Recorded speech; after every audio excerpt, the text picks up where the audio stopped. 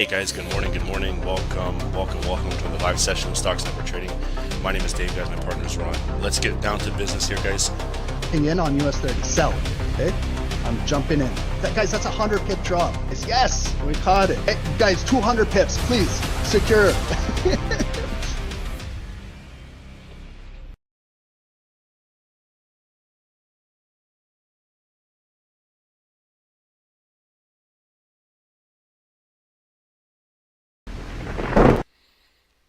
Welcome everyone. Thank you for joining. Welcome to Stocks Never Trading.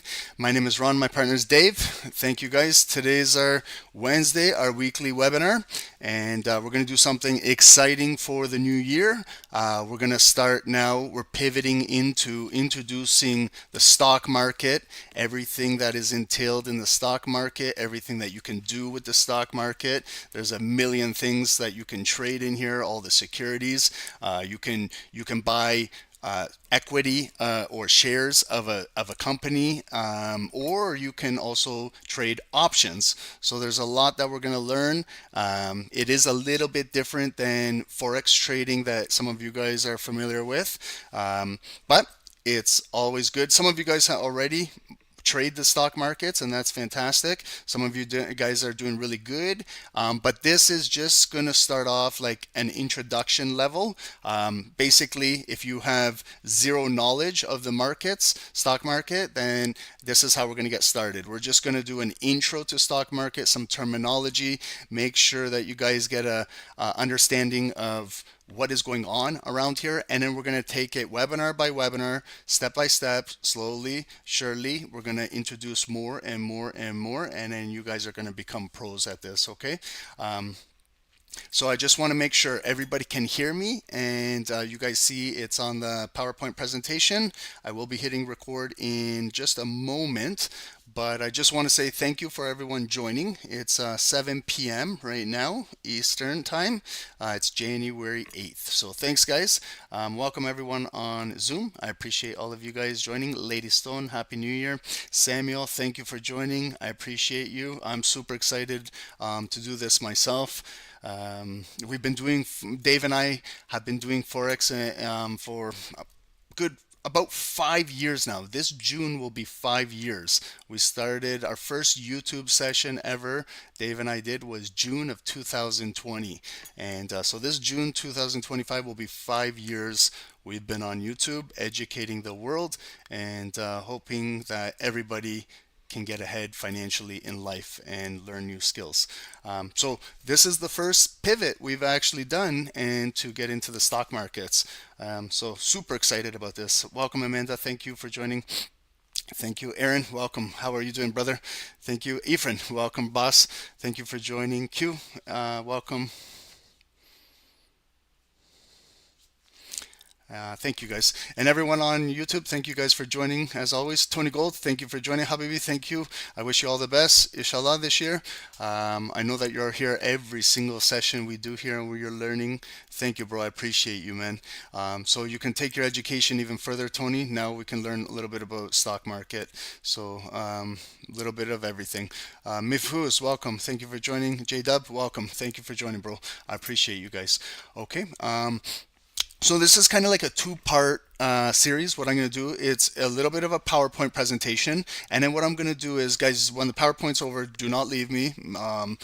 Make sure you stick around, because I just want to go over kind of Yahoo Finance, just to show you guys what we what we should be looking at. We're going to click on a security, and then we'll kind of break it down briefly, because then we're going to have more intense webinars breaking down each kind of topic that we're talking about. Okay, so just take it easy, guys. Let's have some fun tonight, and let's learn something new. I'm going to hit the record in just a moment, and let's learn about the stock markets.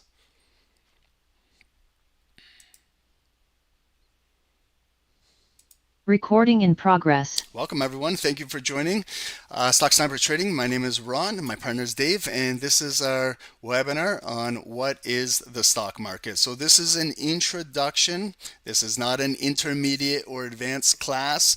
This is very, very, very basic. Some of you guys will know exactly what I'm talking about because you've heard the terminology before, because you guys do trade maybe the Forex market. So when I'm talking about a broker, you guys know what a broker is. So we'll talk about that, because also stock markets, they have brokers and dealers too. So we got to know what they are, participants and everything, what the stock market, and then also we're going to get into options as well. So it's kind of like two parts. When you learn the stock market, you can always learn option trading as well. It's a little bit different, but it's fun, guys. So I started learning all about the markets with the stock market at a very young age. I didn't learn Forex, I didn't learn futures, I didn't learn any of that till later on. I started trading penny stocks. So if you guys have ever traded a penny stock in your day, a penny stock, normally people say anything under $1. So if a security is like 35 cents or 10 cents, it's considered a penny stock.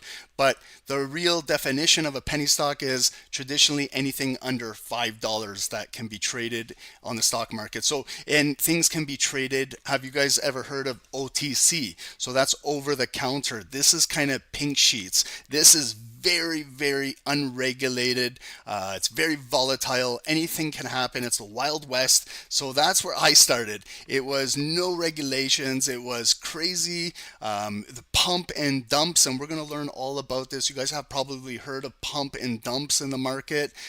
So we'll break those down, what those are. Then things, when you start to learn more and more and more about the markets and things start to get more serious, you start to get in securities that cost more than $5. They can be $10, $20, $100, $500, $1,000, and then they get on exchanges, certain exchanges, and it's more regulated, and more of the professionals are trading those securities. So just by a show of hands, guys, I know I can't see you, but just in the chat, how many of you guys right now are trading the stock markets on a regular basis?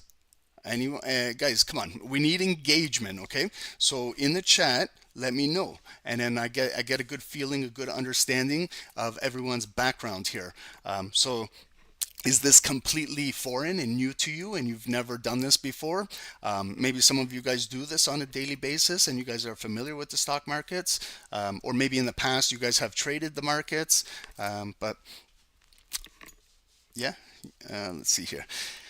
Lady Stone, no. Sally, Aaron, you tried, but only in your TFSA, longer term holds, nothing daily. We'll talk all about that, Aaron. So TFSA, those are your tax-free savings accounts. They're amazing to trade through because all of your earnings and interest is tax-free. So I believe here in Canada, I'm not sure about the US if they have one, but Canada, under my understanding, is one of the countries in the world that allows a tax-free savings account for trading and investing, and you can earn and not pay taxes. So that's the beautiful thing of a TFSA. So these are things, Aaron, we're going to talk about. I love it. I love how you bring that up. That's amazing. So these are the different type of accounts we can trade with, depending where you live around the world. Okay, so that comes with your due diligence to learn what part of the world you are, what is offered in terms of banks. Are you going to trade through a bank? Are you going to trade through a broker? Are you going to trade through a platform? All of these things. So we're gonna have a lot of fun. Steve, not yet. Wow, a lot of you guys are newbies. So that's perfect. That's perfect. Samuel, only buying index funds? Nothing wrong with that. That's good, steady income. Okay, guys. And Meldon, welcome. Yeah, demo, new. A lot of you guys know now. Guys, if you're practicing starting out, 100%, guys. Let's be professional about this. Let's be smart about this. Download a demo account before you put in money, okay? Because I don't want you learning and losing money, because it's going to take away from the learning process. So take your time. Open up a demo account and then just get the feel of how the markets are moving. Take a trade, with a demo account, see what it feels like to be in a trade in the stock market with a certain security, all of these things. So get a good feel, demo accounts, okay, before you deposit money, unless you do have some type of experience, okay? So let's get started, because Ron will talk all day on the first slide here, and we're limited for time because we got to get a little bit of rest and we got to come back for live London later tonight. So introduction to the stock market. Let's have some fun, guys. Happy New Year, and I wish everyone the best success, wealth, health, everything in the new year. But it's going to start with education, okay? Because education is powerful, and you can learn a lot and do a lot in life with a financial education, guys. It opens a lot of doors for you, not just making money, but it opens a lot of doors for you guys. So I'm seeing the success through a lot of snipers in the group, and I hope you guys are next, okay? So let's start. What is the stock market? Basic definition, okay? You can get this definition from anywhere, but let's break it down, okay? So the stock market is a complex system that facilitates the buying and selling of publicly traded company stocks and other securities, okay? So just the stock market, it's like a big auction for the world to participate, and they're publicly traded companies.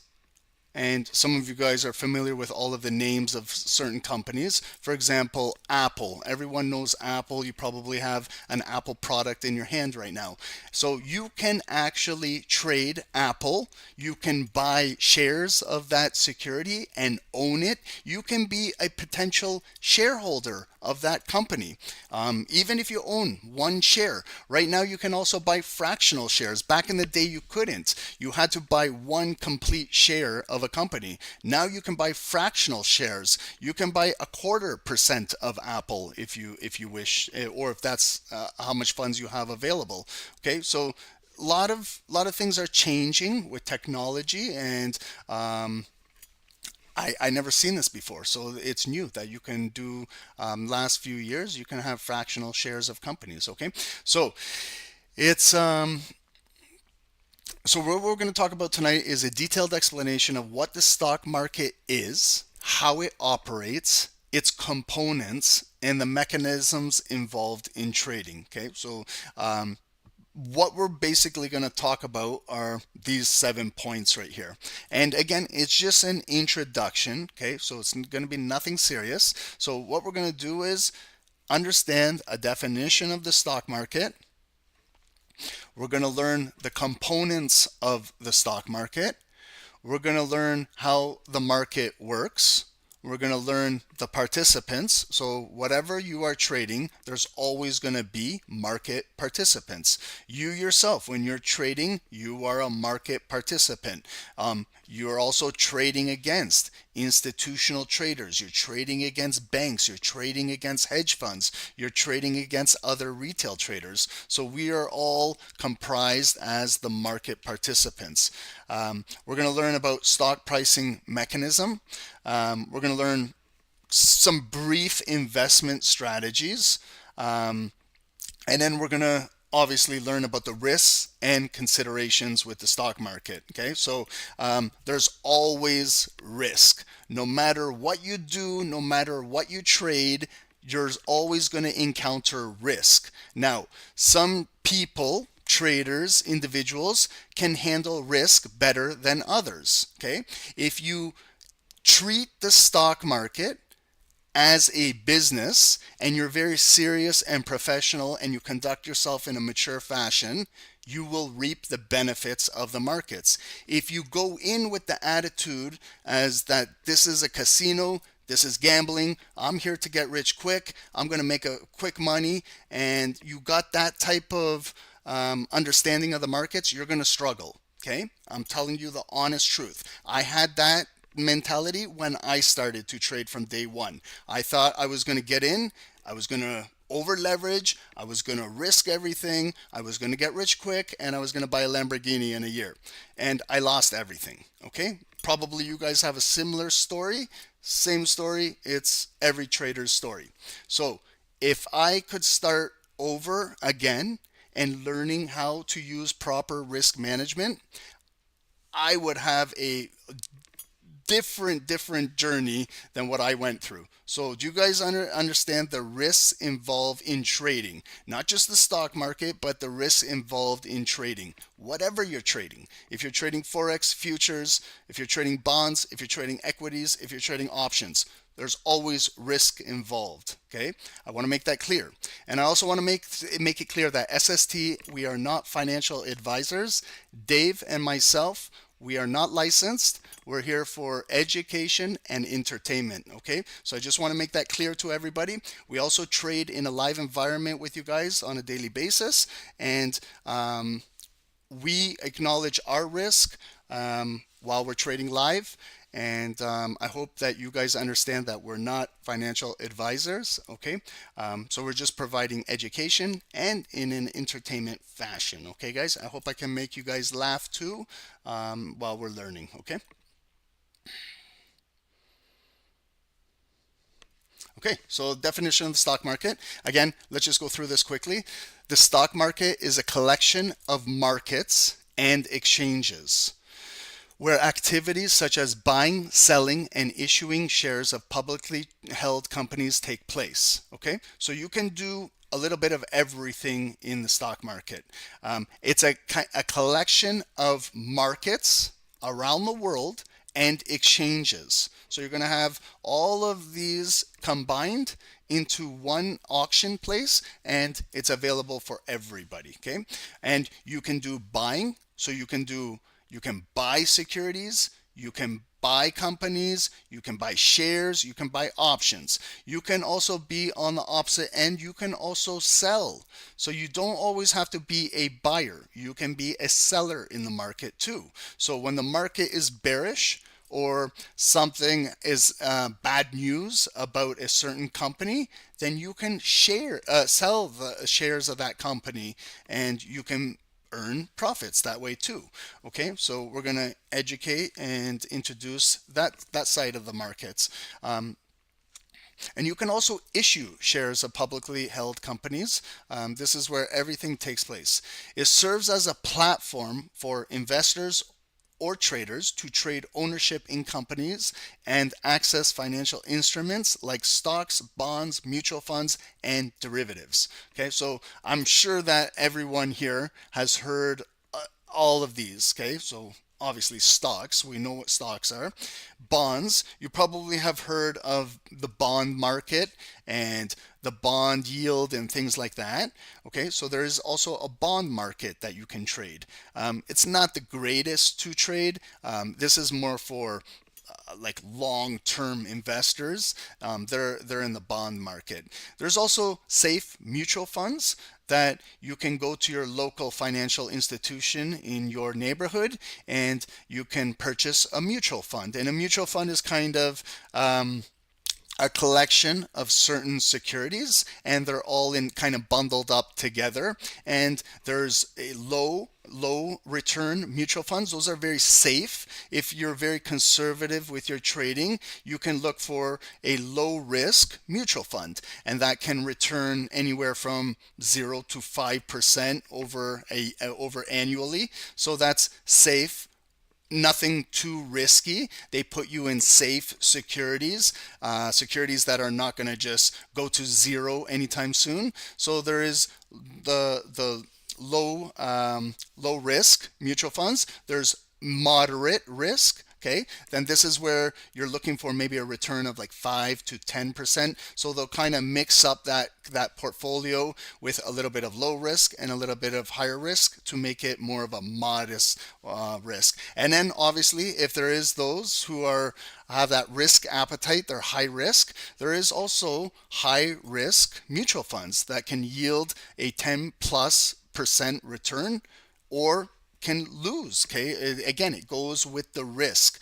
How everyone has a different risk appetite. It depends also maybe on your age. So the younger you are, And maybe if you're in your 20s, and you're not married, or you don't have kids, and you live at home, and you're not paying rent, you're not paying bills, and you're not buying groceries, and you don't have to put gas in your car because your parents do all of that, then maybe you can risk a little more than someone who's older and paying mortgage and bills and all of that. So maybe your age can dictate your risk, but that's not true too. I know a lot of older people, and they have a high risk appetite too. They're like, Ron, I'm in my 60s, I got to get $1 million now, let's risk it. And so I've seen it all from all age groups. I got young kids messaging me and saying, Ron, I want to get rich, let's do this. And then I got older in their 60s, 70s, 80s, and 90s say, let's do this. So it's all over the place. Whatever age you are, there's a little bit of something for everybody. Okay. And derivatives I'll save for a little bit more when we get more into the advanced stuff. So derivatives are also there, but this is more of an intro class. Okay. Okay, so are we good, guys? So what we're going to talk about now is the components of the stock market. Before we start, give me some names of securities that you guys have traded in the stock markets. Let me hear of some names that you guys have traded, and maybe I've traded them as well. I can talk a little bit about them. NASDAQ. Okay, so NASDAQ is an index. Okay, that's comprised of 100 companies. Okay, so but what we can do, Sergio, is we can also trade those individual securities that comprise the NASDAQ. So that's the beauty of the stock market. So you can pick and choose. Nvidia. Yeah, Nvidia's been in the news. If you guys remember, COVID kind of started this big rush on gaming. Nvidia was a $20 security, 30 bucks during 2020. And with the rise of gaming and computing and technology and AI and everything, Nvidia shot up to, in 4 years, less than $1,500 a share. Okay, so Sergio, from 20 to 30 bucks all the way to 1,500. Now that's not normal, but things like this in the stock market happened. And then what they did was a 10-to-1 forward stock split. If some of you guys are aware of what a stock split is, see, now I'm getting into a little bit more advanced, but we're going to break all this down. That's why I love to start like this. When you give me a security, I can break it down. So that went to $1,500. And what Nvidia did was to issue more shares on the market, because you guys know the markets, no matter if you're trading Forex, futures, or stock market, everything works with, what are my two favorite words? S and D. Anybody know S and D? Don't give me bad words, good words. What do the markets, how are they dictated? Supply and what's the D word? Don't say the bad D word, guys. Okay, demand. There you go. So everything moves with supply and demand. So Nvidia had a lot of demand for their shares, but they didn't have enough supply to provide. So that's why that security shot up from 30 bucks to 1,500. So what they did was a forward stock split. They did a 10-to-1 split. So these securities can do these. We'll talk about forward stock split is a positive, a reverse stock split is a negative. So some of you guys maybe have been part of negative reverse stock splits. Those are with those shit companies, and those things can happen. So you have to be very selective with what you're trading or what you're investing in. But to go back to Nvidia, a 10-to-1 split from $1,500, they reduced the share price of that security back down, divided by 10. 1,500 divided by 10 is $150. And if you owned it, so for example, if you owned 10 shares at $1,500 and you were part of that forward stock split, when it came down to $150, now you own 100 shares of Nvidia, because they multiply your shares by 10, because that was the 10-to-1 split. So it's the same market cap. If you multiply 10 shares by 1,500, you will get the same market cap, the same result as having 100 multiplied by 150. Do you guys understand that? It's the same result. It's just different. You own more shares, so they reduce the share price. And if it starts to go back up, then you have more shares and you can make a bigger gain, a bigger investment. Okay. So that was just going off of NVIDIA that Sergio told me about. So I've traded NVIDIA. I know a lot about it. I'm holding some shares in it for long term. So I can also do owning shares of a company. You can do covered call options. So there's a lot of ways how you can earn passive income in the markets by just learning all of these things. And that's the hardest part, is just learning. Nobody explained this to me. That's why it was very difficult for me, because back in the day, I didn't know what a forward stock split is. Back in the day, I had no idea what a covered call was. Back in the day, I didn't know what a put option is. I had no idea. Like, I heard people talking about it, but no one could really explain it to me. So then I had to read a lot of books. I had to learn it myself. So I think the best way learning things, even for you guys, is when you learn it on your own. You'll retain more of the information as opposed to someone just like telling you exactly what it is. That's for me the way how I learn.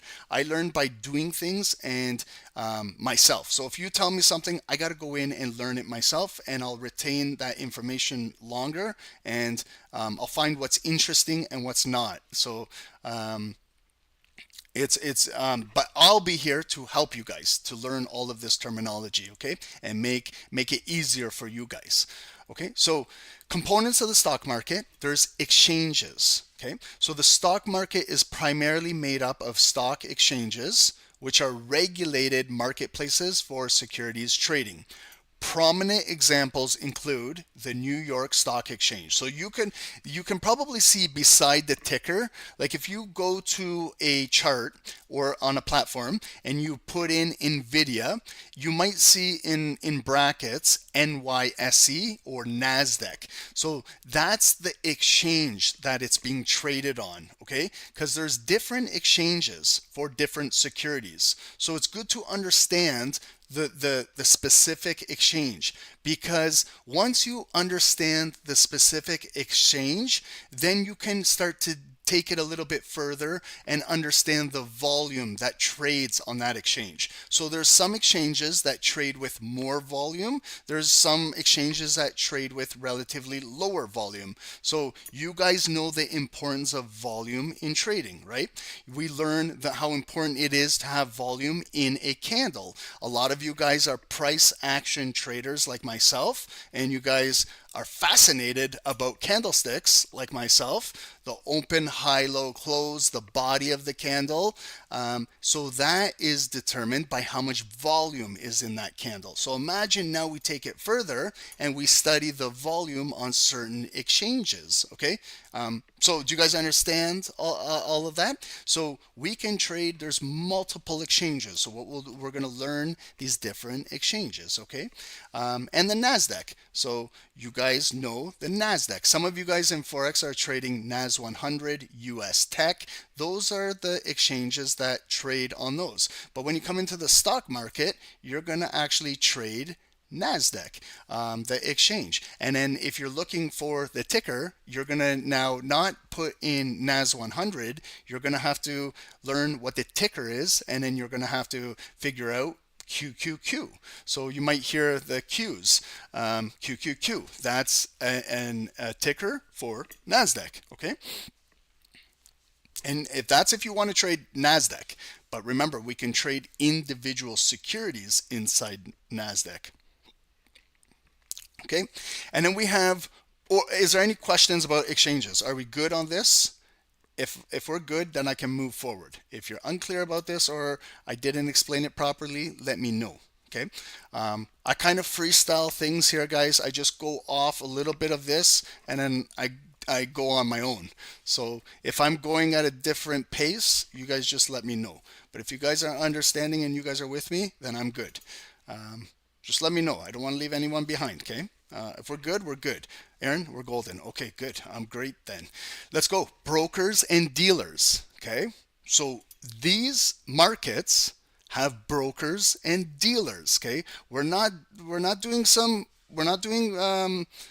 illegal stuff here. Okay, we're doing legal stuff with brokers and dealers. Okay, so there's brokers, just like in forex. It's like the middleman. Okay, so you might have to go through a broker in order to trade the stock market.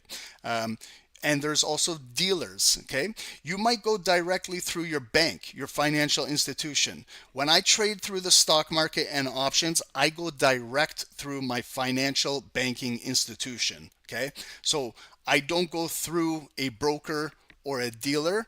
I deal directly with my financial institution. Okay, and if you guys can do that, I recommend you guys do that, to trade with your bank, if you can, because they are regulated. That you get filled properly. There's no Mickey Mouse bullshit that goes on with that. You might deal with brokers and dealers and things like that. Commissions are relatively cheaper. All of those things. Okay, it's got their pros and it's got the cons as well. So we'll go over that on other webinars. Okay, guys. So brokers act as intermediaries who facilitate buying and selling on behalf of investors or traders like ourselves. Okay, dealers are individuals or firms that buy and sell securities for their own accounts as well. Okay, so that's who you might have to look for. So when someone says, Ron, I want to get started in the stock market, where do I begin? So I'm going to say, number one, we need to get a platform. You need to get a platform. There's free platforms. I'll show one after this. We'll go to Yahoo Finance and we'll take a look at that platform. It's free. So I like to stay with the free stuff. If you want to take your trading to the next level, yes, there is paid platforms that offer you some other indicators, other perks and benefits you can have to that. There is also some brokers that allow pre-market and after hours trading. So that's another thing, because you guys know Wall Street opens from 9:30 to 4 p.m. Eastern, Monday to Friday. But there is brokers, dealers, and banks and institutions that allow you to trade pre-market or after hours. Okay, because there's a lot going on in the pre-market. There's companies release information in the pre-market. Maybe you want to trade that or get in early. Maybe after hours, there's news that comes out. Remember when we're talking, always look at earnings whispers. Look at the companies who are reporting. So all of the reports normally happen after hours. So you can be trading in the after hours. You can position yourself. For example, if Nvidia is releasing some information overnight, like after hours, or they have an earnings and it's really good, maybe I want to get in before the general public trades in the morning. So maybe I can take a position in the after hours and go to sleep, and then hopefully that hype continues in the pre-market. Then when Wall Street opens up at 9:30, the influx of volume might take you to a higher profitability. But it can be a double-edged sword. It could be a dump. Come like all of the news is in the after hours. Then you go in, buy in after hours. You're sitting on it. Then pre-market trading. Then Wall Street opens up and then they sell it off. So you know that term where you buy the news, sell the rumor. All of that. So that can happen. So you have to be very, very careful trading pre-market and after hours. But I know a lot of traders that just trade in the pre-market. You know, they get up and they trade the pre-market and they're done before the market even opens up. They can hit their daily goal and they're out. But there's different volume coming in pre-market and after hours. But again, I'm just going off topic here. These will be all explained to you through professional PowerPoint presentations, and we'll talk about them individually, okay? About all of these things. But it's just a good understanding of what to think about when we're trading the stock markets, how intricate it is.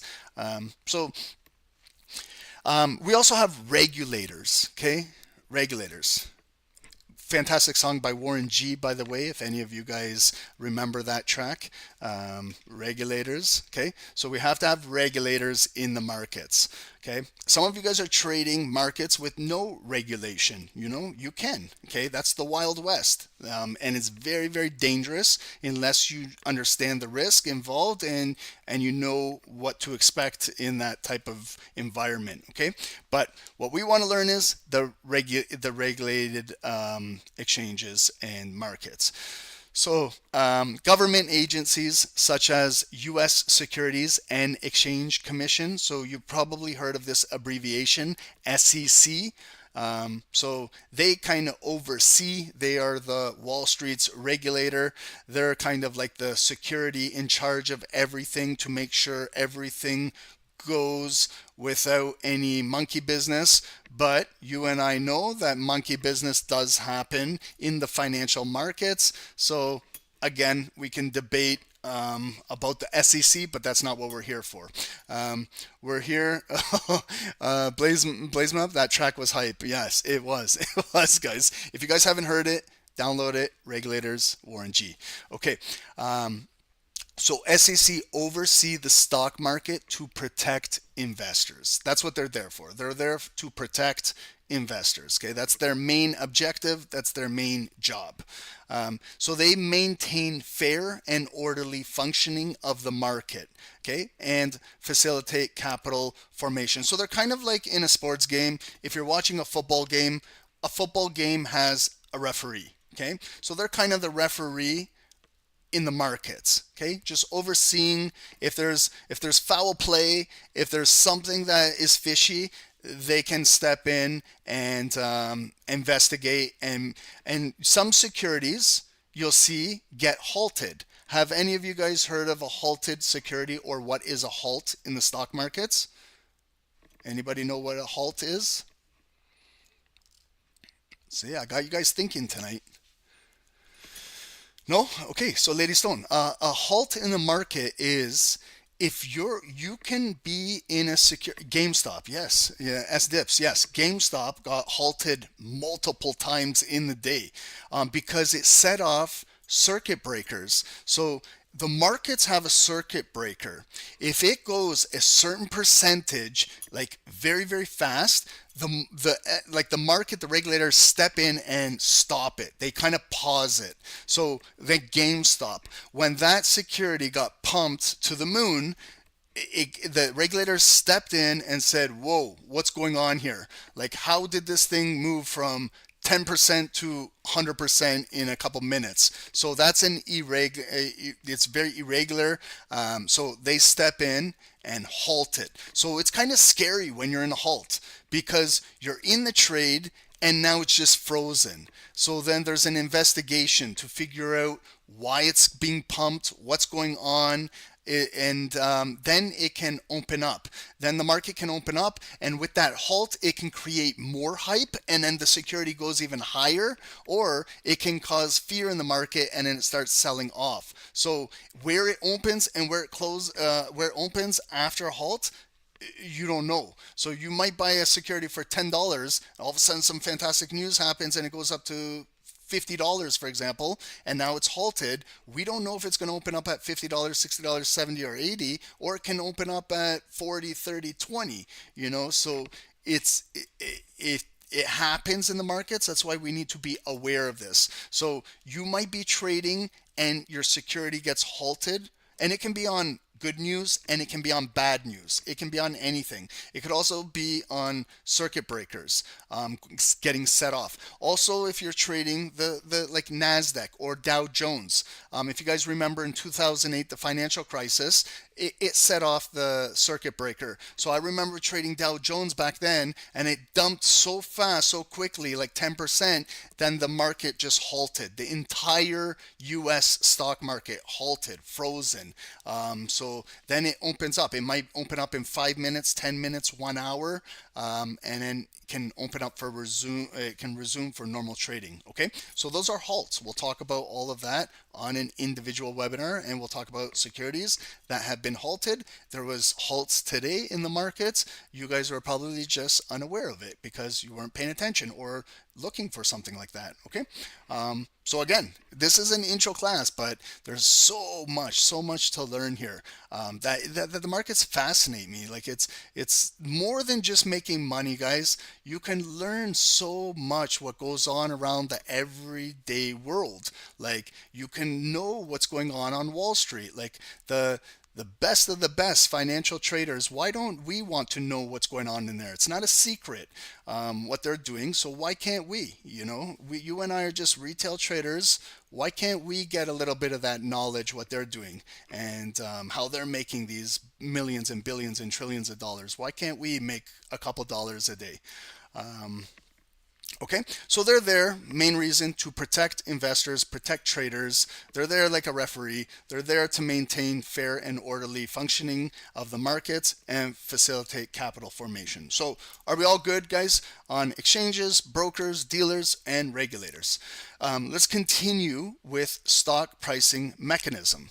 So stock prices fluctuate throughout the trading day based on various factors, including company performance, economic indicators, and market sentiment. Okay, so we know the markets, Wall Street opens up at 9:30 a.m. Eastern and closes at 4 p.m. Eastern, Monday to Friday.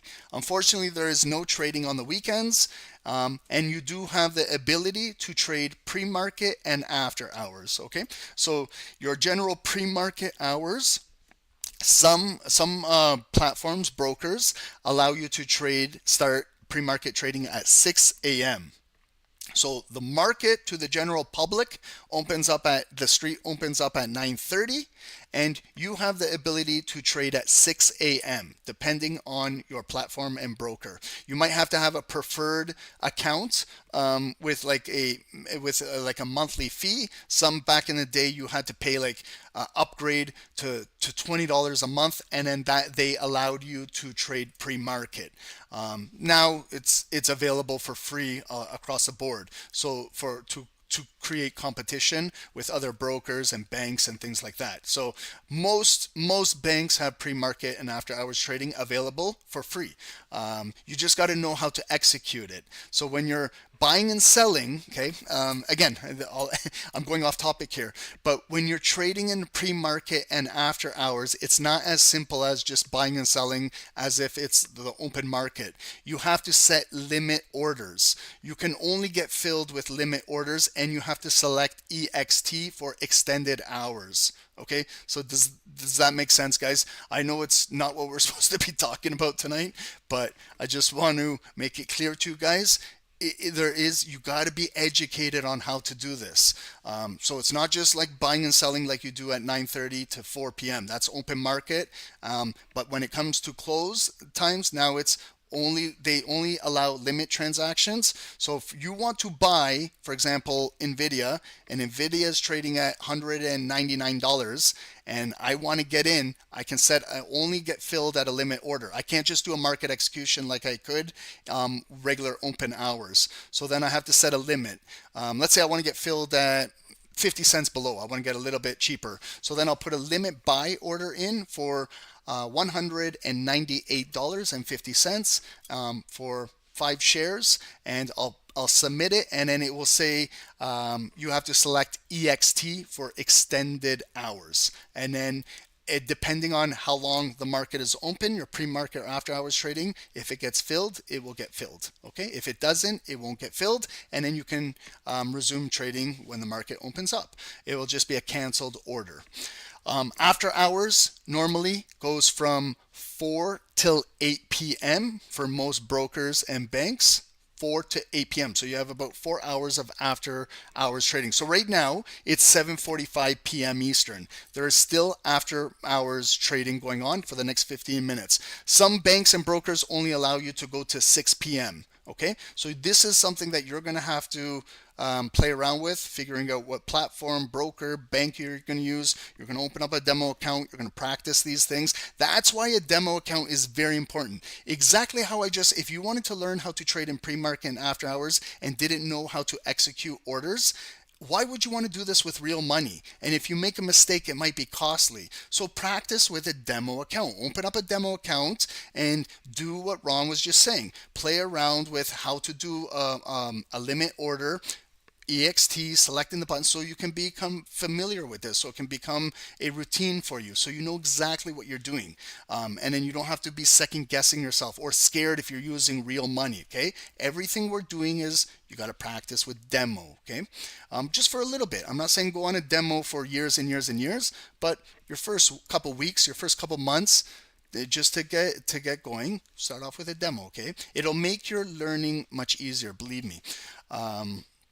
Okay, so the stock prices is the cost of everything. Okay, when we go shopping, if you go to the grocery store, there's prices to buy groceries. If you go to the mall to buy clothes, there's a price tag on those clothes. They fluctuate.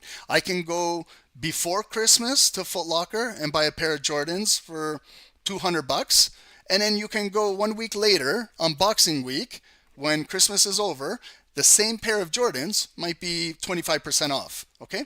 And that's the price tag is fluctuating, just like securities. Same thing. It's an auction. It's open market. It's shopping. So just like you do shopping at the mall, just like you go about your everyday business shopping at the grocery store, unless you got your pockets filled with money, you don't care about the price tag. You just get what you get and don't even look at the price tag. But for cheap people like me, and hopefully there's others that are very cheap, because if you are, you're going to learn how to really navigate around the stock markets. Okay, be frugal, guys. Okay, don't be flashy in the markets. Just be, look for good deals. Okay, you might want to buy Apple when it's $200, and then you say, oh man, Apple's too much, it's $200.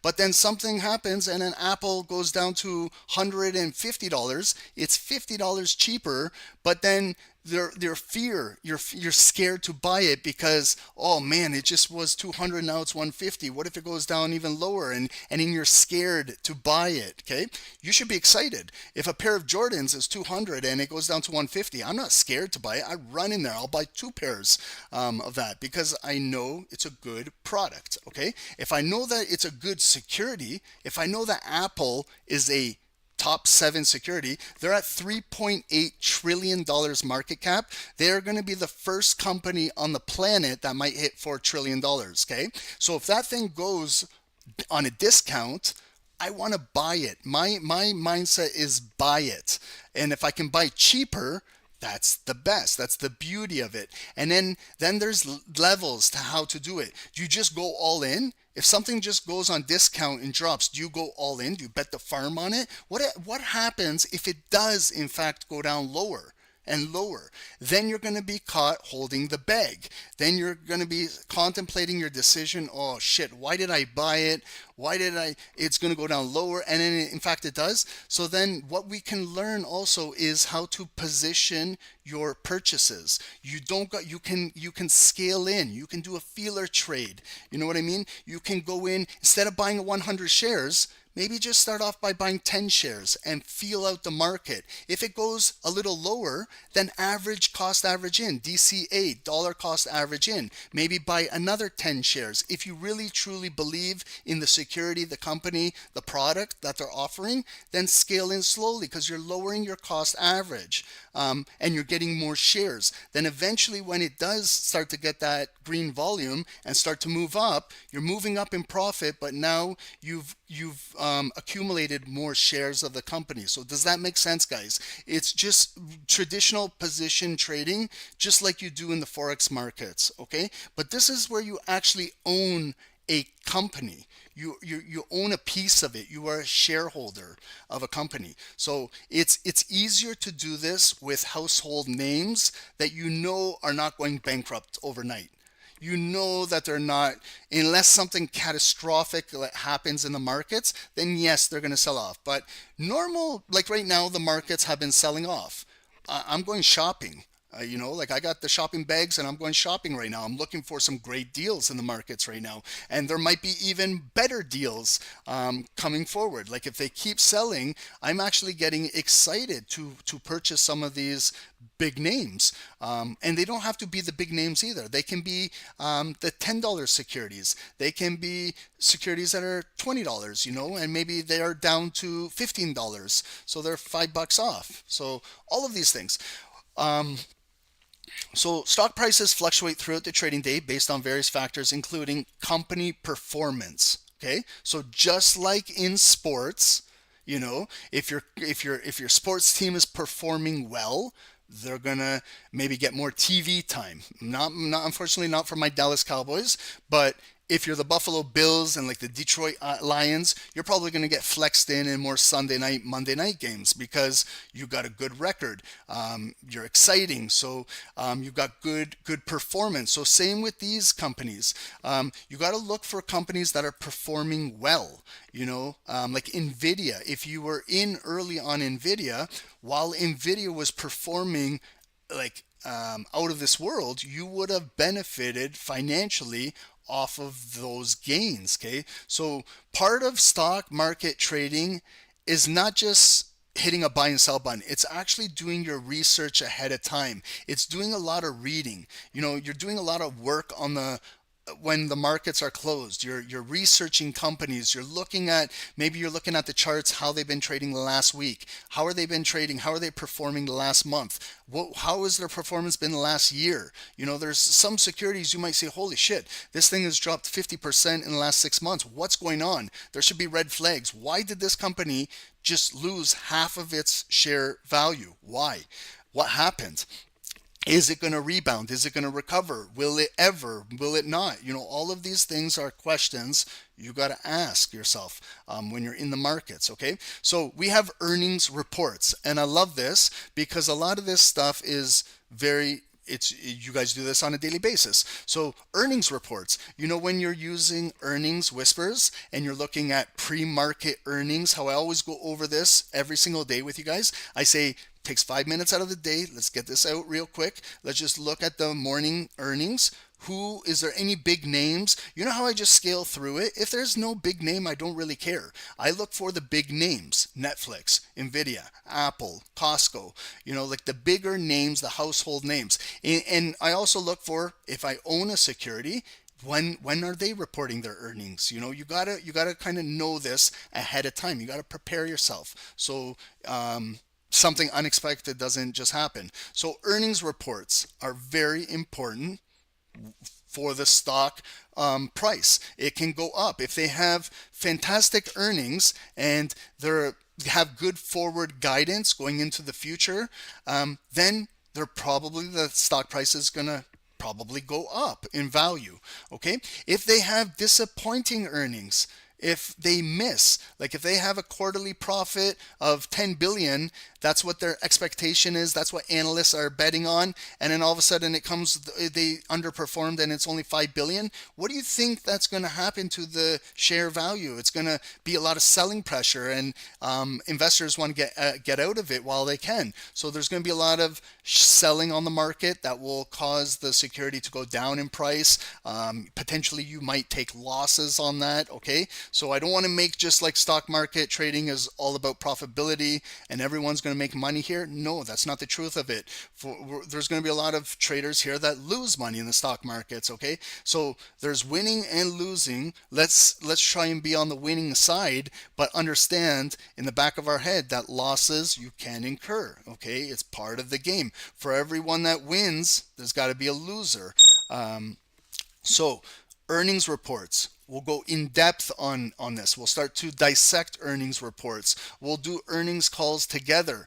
It's not just the report, but also I always say, guys, like when Nvidia had their earnings, or Apple, or Tesla, I always say listen to the conference call. Okay, because most of the juicy information comes out in the conference call, because this is where Elon Musk is giving guidance about Tesla, maybe for the next quarter, in the next 3 months. If he's saying positive shit, if he's saying we've got this in the pipeline and we're gonna maybe make potential this much profit and all of these nice things he's saying, that would maybe cause more investment to come into Tesla and therefore drive the price of the security higher and higher. So if you're a day trader, that's fantastic, because maybe you'll get in, you'll scalp for a 2, 5, 10% return, get in and out and keep, rinsing and repeating. Or you might want to be an investor and you might want to be able there to hold Tesla for 3 months, 6 months, maybe a year, maybe 5 years. Maybe Tesla might be one security that you're putting it away just like it's your pension. You're putting it away, set it and forget it for 10, 15, 20, 30 years. Just keep dollar cost averaging in. If you really believe in Elon Musk and you believe in Tesla, then that's a security that you would want to go as much as you can and buy, so you can become a bigger shareholder of that company. I, for example, have been doing this with Apple since 2008. I started a very, very small position and I constantly kept adding because I believed in Apple in early 2008, even before that. And then all the products that they've been releasing, the forward stock splits, the multiple shares that I had compounding, it's just leading higher and higher towards my retirement. And it was just one security I believed in. I did a lot of research on it, and that's where it starts. It's got to start somewhere, guys. You cannot just have these securities come to you and just be given to you and say, hey, buy this and hope for the best. It's actually something you believe in. Like if you believe in technology, a lot of you guys do trade NASDAQ on a daily basis. NASDAQ is comprised 65% of tech companies. If you believe in these specific tech companies, then maybe start to do a little bit research on these individual tech companies and maybe own one, maybe for your retirement, maybe for a possible swing trade. Maybe it could be like your vacation fund. I don't know. You buy a certain amount of shares and you hold it for a year, and maybe you make a couple $1,000s on it, and then you pay yourself a vacation at the end of the year for your hard work, things like that. Okay, so there's earnings reports, management changes. Okay, so just like your business or your work, when you have a boss or a CEO step down and replaced, what that's going to obviously cause the stock price to move either bullish or bearish depending on what happens. So management changes, you might see Amazon, for if Bezos kind of steps down, what will that do to the share price if Bezos ever steps down? Okay, is that going to drive the price of Amazon higher, or is it going to sell off? So all of these things can affect performance of the stock and the price. So management changes, mergers and acquisitions, you probably hear that as well in the markets. This company merged with this company acquired this company. If you were part of the cannabis stocks back in 2014, 15, 16, 17, before Canada legalized these things, there was a shit ton of mergers and acquisitions. Every single day, this company got acquired by this company, causing the prices of these securities to fluctuate on a daily basis. So it was a lot to keep up with. But if you're really dialed into a certain sector, a certain industry, certain securities, then this is going to become very daily to you guys. Like it's going to become part of your daily routine. When you get up, you're going to look at your securities on your watch list. You might own some of these, or you might be looking to purchase some of these. So it's kind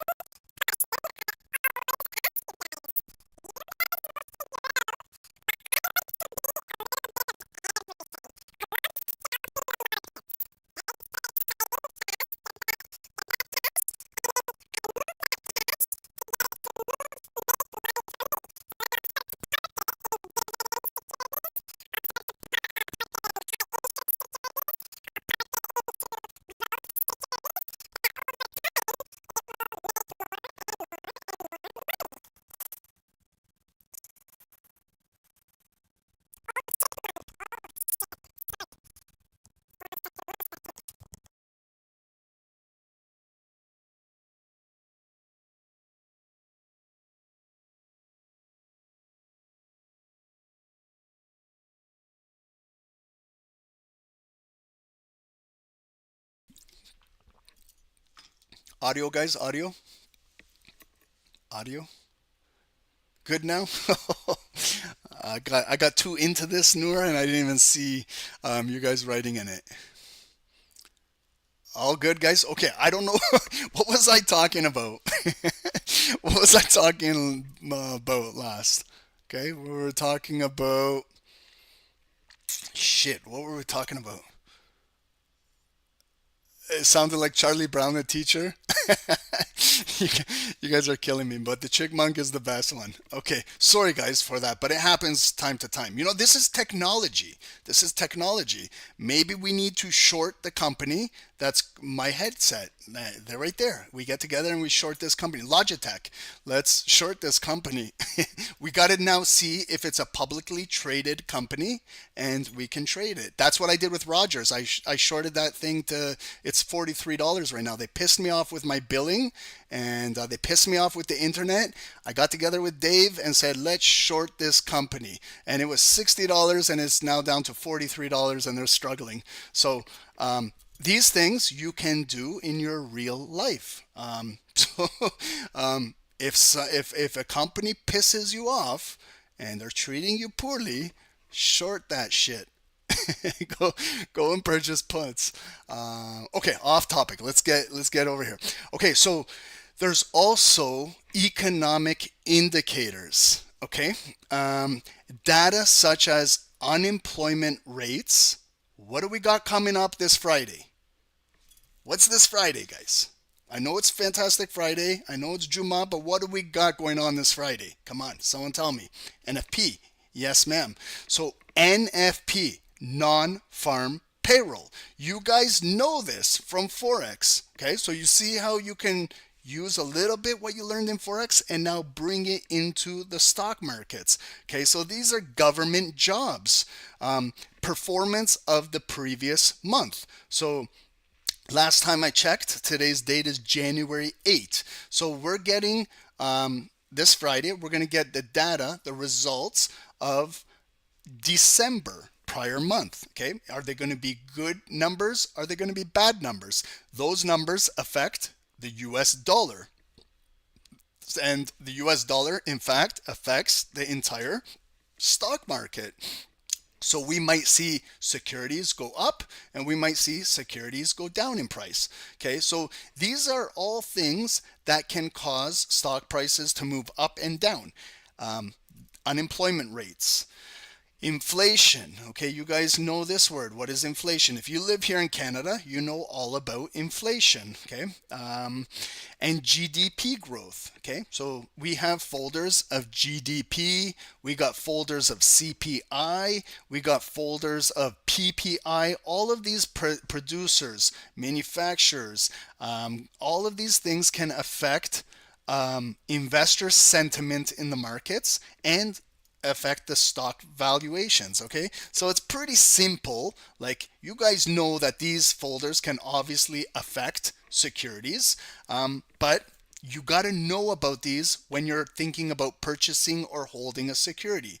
Okay, because it might affect the price of your security. It might affect it in a positive way, but it can also affect it in a negative way. So you got to be aware. Okay, you got to be aware and be able to adapt. Okay, and then you got to understand if you're holding through these events. Okay. So you got to have the right mindset. Like for myself with Apple, I know that Apple is a long-term hold for the next 20 years. You know what I mean? So I don't really care what this NFP is going to do to Apple in price, because when I purchased it, I'm setting it and forgetting it. So over time, it's grown. I don't think it's gonna just come tumbling down this Friday. It might, if it drops, it might drop 1%, 2%, 3%, things like that. You guys are aware of that. If you've been following the markets this week, you can see that top names have dropped in price. Look at Tesla, look at Nvidia, look at MicroStrategy, look at these security names, look at Apple, look at Microsoft. You can see that they're on discount this week. Okay, will it keep going down, or is it going to eventually rebound? Okay, time will tell. Also, we got market sentiment. So investor psychology, trends, and news events can drive stock prices up or down. Okay. So trends, we always say the trend is your friend. If the market is trending bullish, it's a good time to maybe look to buy pullbacks. If the market is trending bearish, like right now, it might be a good opportunity to look for sells in the market. Like if you see Bitcoin, it climbed back up 108 all-time high, pulled back, then it went back up to 102 and settled in 102 for a little bit and then dumped back down to 94, 95,000. So you could be, if you were selling, you could be looking to sell at the highs, you know? So you can do the same thing in the stock markets through option trading. You can purchase puts and short securities. So you don't always have to be bullish, a buyer. If that's how you want to trade, and that's if you're a one-way trader, I know some traders trade like that, one-way street, and they just buy. They put tape over the sell button. They don't even hit the sell button. They're always buying. But the market is always trending higher highs, higher lows, always, if you look at the history of the markets. So you can position yourself with that mentality, put a trend line on your charts, do a solid top-down analysis, and look to buy or scale in or position yourself on pullbacks, okay? And then if it drops even lower, position yourself to dollar cost average in. Because if you believe in that psychology that the markets will continue to go up, you'll eventually recoup your losses if you're not risking too much, and you'll start to gain as you have more shares now that you've accumulated on those pullbacks. Okay, so you might have to trade in drawdown. That's a strategy we're going to talk about. It's a strategy that you might feel in love with it. Like I talk to a lot of traders and they say, Ron, I cannot just trade every single day and achieve profitability. Okay, but over time I achieve profitability. And I ask how? Like, you know, I always pick their brain.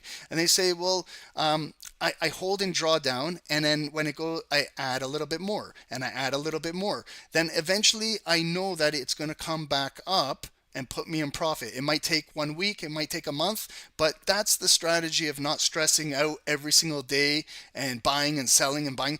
That's the way, but it's got to be with the right mindset. It's a different style of trading. I don't know if any of you guys have ever traded that style, but it's not typically used in forex, because forex you don't really own the security. It's kind of you're going through the broker that owns it, and then there's swaps, then there's overnight holds, and there's all kinds of bullshit. When you own an actual security, like if you own one share of Tesla tonight and it goes down, maybe you buy another one, you're owning Tesla. Okay, so you can sleep at night knowing that you own a top 7 company in the entire planet. Okay, it's not like it's gonna dump tomorrow to zero like a pump and dump. I don't think Tesla is a pump and dump.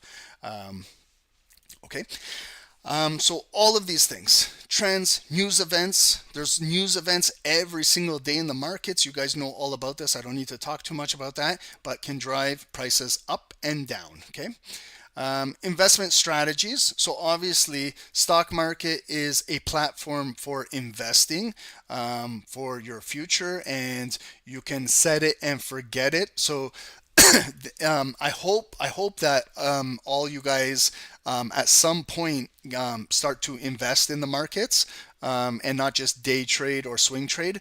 You guys should eventually start to understand how powerful investment trading can be in the stock markets. So investors approach stock trading with various strategies such as value investing. Okay, buying undervalued stocks or securities and holding them for a long time. Okay, so there's a lot of value securities out there. You just kind of got to do your research, maybe be part of a couple threads and discords and or communities, and start to talk and converse amongst yourselves about upcoming securities and doing some due diligence, doing a little research on them, looking at value. You know, like imagine the value of buying Nvidia 4 years ago at 20 or 30 bucks a share and looking where it is now, and the percentage gain it's had. Were you looking for value shopping about computers, technology in 2020? Probably not.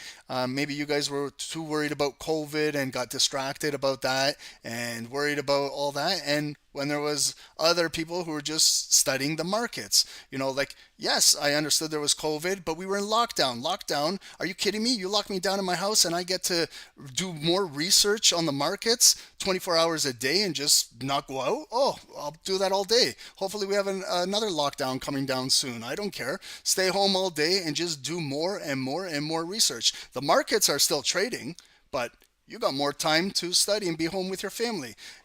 That's You can't go wrong with that. So you look for value when you go shopping. Hopefully, when you go grocery shopping, you look for value.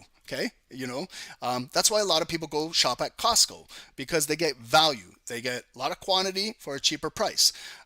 They get value there. Okay, so you can get value in the stock markets. There's some securities that are trading at a good value. Okay, and this is how how we look for value is you study the financial performance of the company. You study its balance sheet.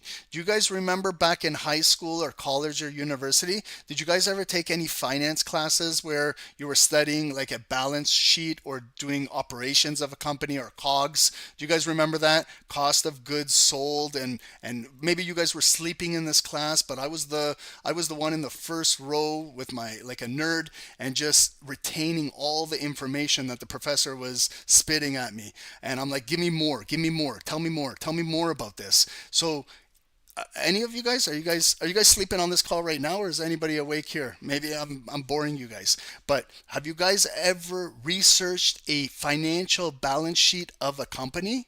Oh my god, oh my goodness, you got to smoke a joint and just go to the balance sheet. We'll do it tonight, okay? After this, we're going to go look at financial performance of a security, okay? There's a lot of good information there, okay? A lot of people don't look at it, don't care about it. They're big numbers. They're in the millions, they're in the billions, they're in the trillions. Let's forget it. No, it's important stuff, guys. It's really important, okay? So this is how we determine value for a security. And there's calculations, equations, but the good part about it is these equations are done for you. Have any of you guys heard of PE ratio? PE ratio. Anybody heard?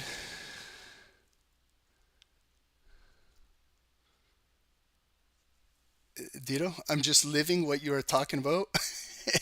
Perfect. I love it. PE ratio. Okay, it's on a balance sheet. We'll talk more about that. So that's why I love it. Okay, so I know that you guys got a lot to learn, and some of you guys know this. We'll break all of these things down. Okay, so it will make more sense.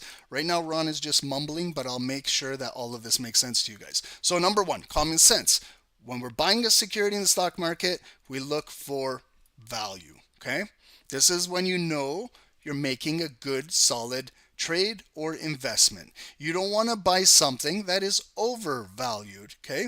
Because why? What will happen? There could be a possibility of selling, and then you're going to get caught in drawdown, and then you're going to lose money, okay? So you always got to buy at discount or value, okay? So how do we determine value areas in the market? Is there not something that's called a fair value gap? Where did it get its name value from? Okay? Value, fair value gap. That's a fair value to purchase that security in that volume, because that's set at fair value. It's very common sense, guys. Nothing too intricate or advanced about this. Okay, number two, growth investing. Okay, so this is another type of style or strategy utilized in the markets. Growth investing. So you're investing in companies expected to grow at an above average rate compared to their industry. Does anyone know right now what is a growth sector right now as I'm speaking? It has to do with technology, computers. Okay, crypto, yes. Crypto has been around for a while, but something right now. AI has been around for a while. Anyone want to hit it? Who's got it? Okay, they're all good. Crypto, AI, data centers, microchips. Anyone heard of quantum computing? It might be in the news. You might have heard it.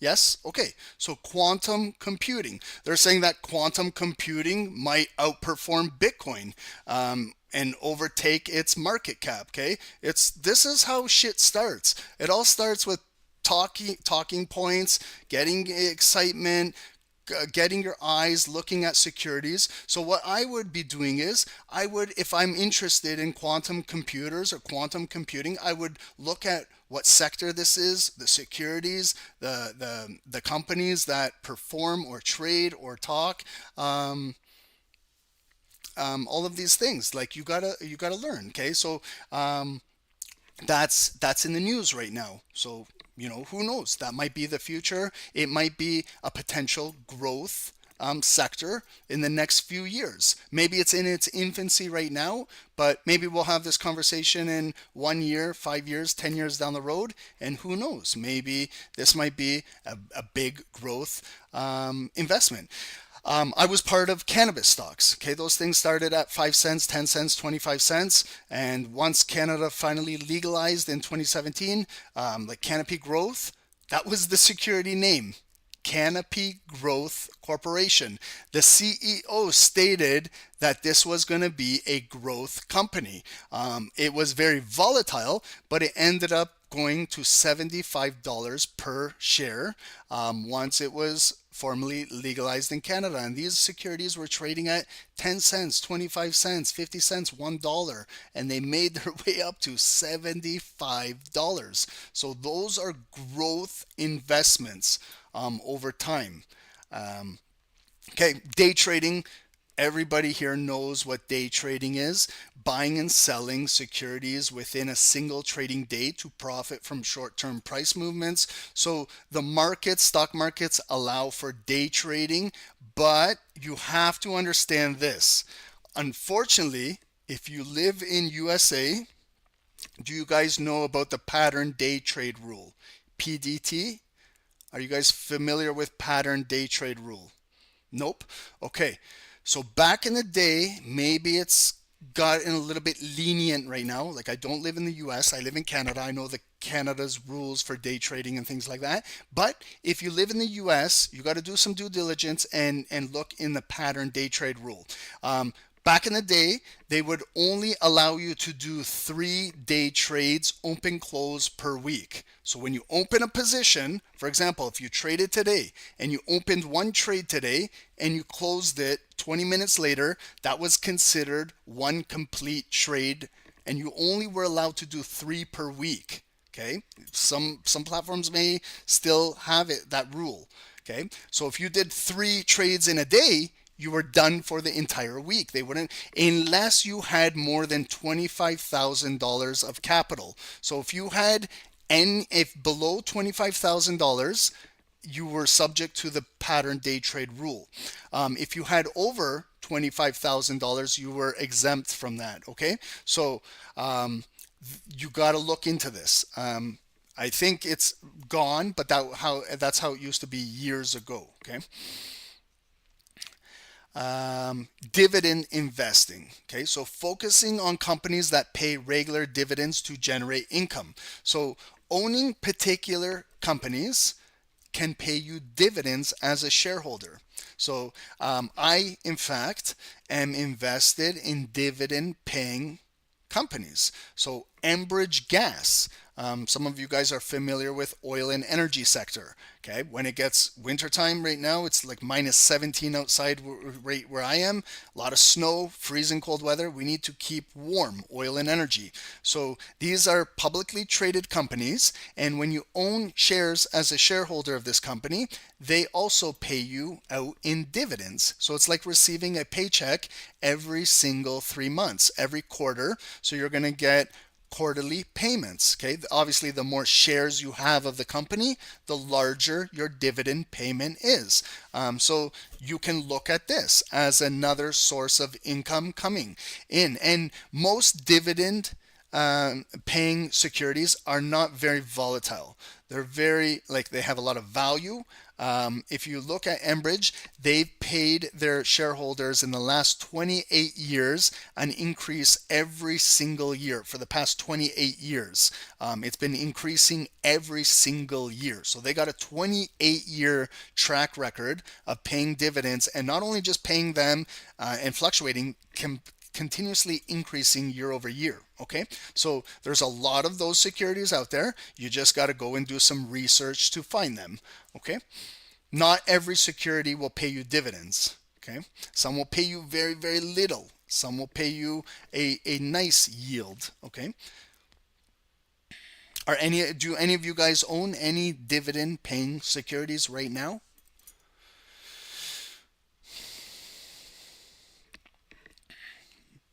No. Okay, guys, lots to do in the markets. Samuel, you got SCHD. Okay, nice. Okay, guys, and let's just talk about briefly risks and considerations. Okay, so trading or investing in the stock market obviously involves risks. Okay, so we're just going to go over this. There is the potential for market risk. The risk that the overall market will decline, affecting the value of individual stocks. Okay, so right now the market is in a little bit of a decline. Okay, if you're following Dow Jones, if you're following Nasdaq, if you're following S&P right now, the market, it's been red the last few days. Okay, it's nothing to be alarmed about. It's not doom and gloom. It's not Armageddon here. It's just maybe a pullback in the market. It's a new year. Could be tax implications, selling off big companies looking to position themselves again. You got a lot of turnover going on in the US, a new president coming in. All of these things can be factors as to when or how markets decline. Okay, so don't always think markets are always bullish, markets are always green, everyone is making money. Let's not always just think with that type of mindset. Okay, you got to understand and be mature that markets can be red, and they can be red for days, weeks, months, for quarters. You could have an entire year of a decline in the markets, okay? Or a sector. So not just the market, maybe the market is green, the overall, like the S&P, but you might be trading a sector, and a sector might be like very, very cold and selling off. Like I just spoke about the cannabis sector. That thing has been dead and has had no pulse since the last, I want to say 7 years, and just has nothing happened in it. It's just constantly going down and down and down and down, so sectors, securities can go in decline, and they can go in decline it for years, so if you're holding these things, you got to know what you're holding. Remember the value. If you're buying a security, ask yourself, is this a security that I'm willing to hold for multiple days, months, or years? And if you say, I don't feel comfortable holding this security for more than 3 months, 2 months, 1 month, I would not look to trade it, or I would not look to purchase a high quantity of it. Okay, do you guys understand what I'm saying? You guys got to believe in the security that you're trading, whether it's a 5-minute hold. Like honestly, if you're looking to just scalp a security, and you're going to ask yourself, for that 5 minutes while you're exposed to this security in the market, what are you going to do if this thing goes in the red? What is your plan? What are you going to do? Are you going to panic and sell it at a loss? You can open close trades. You can open close trades and profit. You can open close trades at a loss. Are you look to dollar cost average in? When it dips, are you looking to buy more of this, just in the hopes and prayers that it's going to rebound? What if it never does? What if you keep cost averaging in and you're buying a pumped up security that's dumping on you? So you got to know what you're purchasing, what you're trading, the sector you're trading, the volatility, that big word. You guys understand? There's the chart you can look at, VIX, VIX, and it studies the volatility of the markets on a daily basis, on an hourly basis, on a 1-minute basis. So you can understand the volatility that's going on in the markets. That's a leading indicator to let you know what's going on with the securities that you're trading. Okay, so some traders, appreciate volatility. Other traders do not like volatility. Okay. I, for example, appreciate and like volatility because it allows for price fluctuations to allow me to get a position in and out of the market quickly, efficiently, and try to make a profit by doing so. But I also have to understand how much I'm risking in a volatile market. Okay, so you can still make money when the markets are volatile, but you gotta understand your risk tolerance. Okay. If I knew this from day one, my trading would have been completely different. Believe me. So I wish someone taught me this early on. So volatility risk. Okay, right here. Stocks may fluctuate widely in price, presenting risks for investors, especially those looking for short-term gains. Okay, so if you're just looking for those quick short-term gains, scalping in and out, intraday trading, you got to understand the volatility because another question is what happens at the close of the day. We're approaching 4 p.m. Eastern and we know the markets close, and then there's after hours trading, and then it goes into the next day. Is this something that you're willing to hold overnight? What happens if it keeps going down the next day? Then what is your plan? What are you doing? So you got to know these things if you're looking to hold overnight. Okay.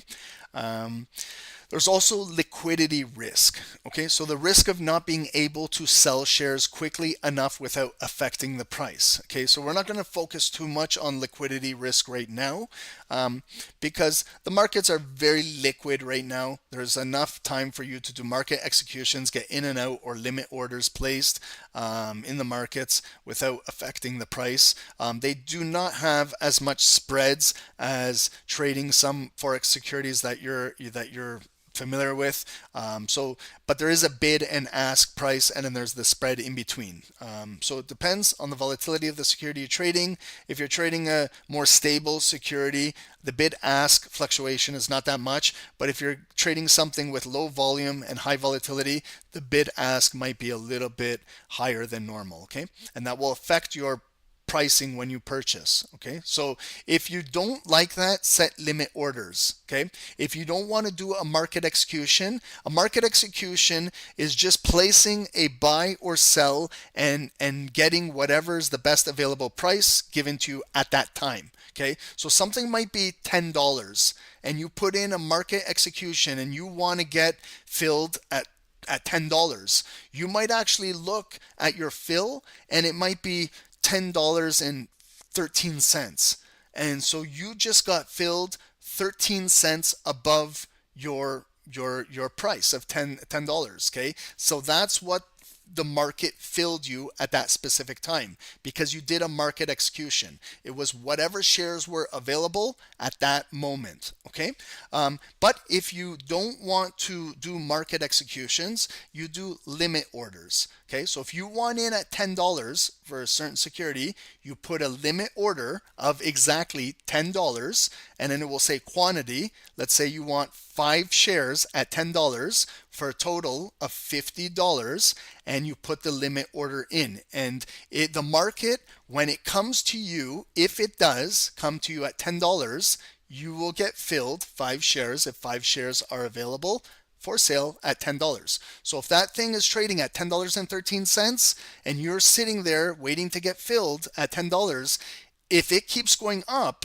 and it goes to $10.15, $10.20, you're not getting filled. You're sitting. What are you doing? You're sitting in the market and you're pending. Okay, remember what we're learning? Pending orders. The market knows where the pending orders are, and if it needs to, it will come down and grab those pending orders. So what is that? That's liquidity sitting in the markets, right? You guys know all of the basics from Forex. Okay, so the same principles are used in the stock market. Okay, you guys understand that? What I just went over? Liquidity, pending orders, market executions, limit orders. Okay, pretty much you guys got this, right? At least I hope. Hopefully you guys understand this.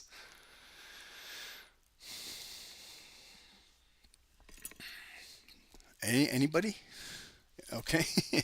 Okay, so don't leave me. Okay, we're not concluding this. Now we're going to go over to Yahoo Finance. I just want to show you real quick, just a chart, just to get you interested in what we're going to do coming up. Okay, so conclusion, guys, do not leave me. Ron's got more. The stock market is a dynamic arena where I say investors, but I also say traders. So investors or traders can harness the potential for capital growth and income through stock ownership. Okay, so the best thing about the stock market, guys, is you own a piece of this security. You own a piece of this company. I'm proud to say that I own a piece of Apple. Like, it's $1 trillion company, almost going to be $4 trillion company, and I own a piece of this. Even if it's a little tiny crumb, it's still a crumb of a $4 trillion company. Do you guys understand what I'm saying by that? I own a crumb of a $4 trillion company. Okay, so you can own a crumb of something else. I would rather own a crumb of a $4 trillion company, and there's going to be other companies available in the future and right now. Okay, so who knows what's going to come in the future? There's going to be some new securities, and I might want to own a crumb of that. We were talking about quantum computing. Imagine owning a crumb of quantum computing in the next 5, 10, 15, 20 years down the road. That's the type of mindset you need to set for yourself. Okay, do you guys understand the importance of that? I don't want, like, I hope I'm not wasting anyone's time here. I'm talking truth. I'm talking from my heart, guys.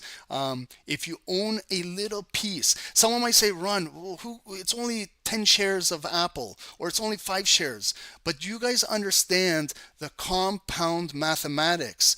That if that security keeps going up year over year, and then they also do forward stock splits, your 5 shares might turn to 20 shares. They might turn to 50 shares. Eventually, they might turn to 100 shares. So those 5 initial shares that you purchased 5, 10 years ago, you might look in your portfolio and now you have 100 shares of that company. It's just been compounding, and they've been doing forward stock splits and rewarding you as a shareholder. So, this is the mindset, guys. If you have this from day one going in, I'm telling you, your future will be amazing in the stock markets. I learned this later on after losing all my money and making all the mistakes, the wrong mindset, and then I learned this later on in life. So I'm trying to give you guys a lot of feedback from what I suffered from in the markets and how I didn't have the proper mindset. Eventually, I started to learn a crumb of something can be something big. Okay, so appreciate the smaller things in the stock markets, because remember, you're trading trillion-dollar companies with a market cap of trillions. You got to think like that. Okay, we can even trade smaller securities. Penny stocks trade in the millions. Like you can do mid caps that trade like 60 million. Okay, but you can own a piece of that, like a little crumb of that, or you can trade. Like, that's why we got to look at the volume. How many millions of shares are trading daily? Okay, if I'm trading a security and 5 million shares are traded on a daily basis, I'm trading with that volume. Okay, and you can own a piece of that volume and maybe get a return. 1%, if we're targeting 1% on a daily basis, what we teach you, 0.5% or 1%, can change your life entirely if you understand that concept. What about if you're making 1% on a security that's trading with $100 million of volume per day? Okay, so think about that. The power of mathematics is what will get you to the next level in trading and investing. Okay, so understanding its workings, various components, and the risks involved can help investors make informed decisions to achieve their financial goals. Okay, so we're not done yet, but this is just an intro to the stock market. I'm gonna have, when we go, we're gonna break it up this year. We're gonna do a lot of new things. There's gonna be like a specific webinar, what I was just talking about, of like after hours trading. So then we'll have a webinar just on aftermarket trading. We'll talk about everything that can happen in aftermarkets. You guys can ask questions or learn about how to take orders if you're trading in after hours, or just everything. And then we're going to break down individual securities, talk about them, different sectors, talk about dividends, all of these things. There's so much in the stock market, and I haven't even talked about options. Okay, you notice I haven't talked about options. Options is a whole nother market, and this is where it gets even more and more exciting. Okay, so options is, if you say to me, Ron, I'm sorry, I don't have a lot of capital. I can't buy a lot of shares of Apple because Apple's trading at $200, let's say, for example. So I only have $1,000. So then I'm going to say to you, okay, you don't have to own the actual equity of the company and trade it, but we can trade options. So what we're going to do is we're going to look at the option chain of trading with Apple, and then it comes with expiration dates. So you're buying a contract of 100 shares, and it's at a fraction of the cost because you're trading options.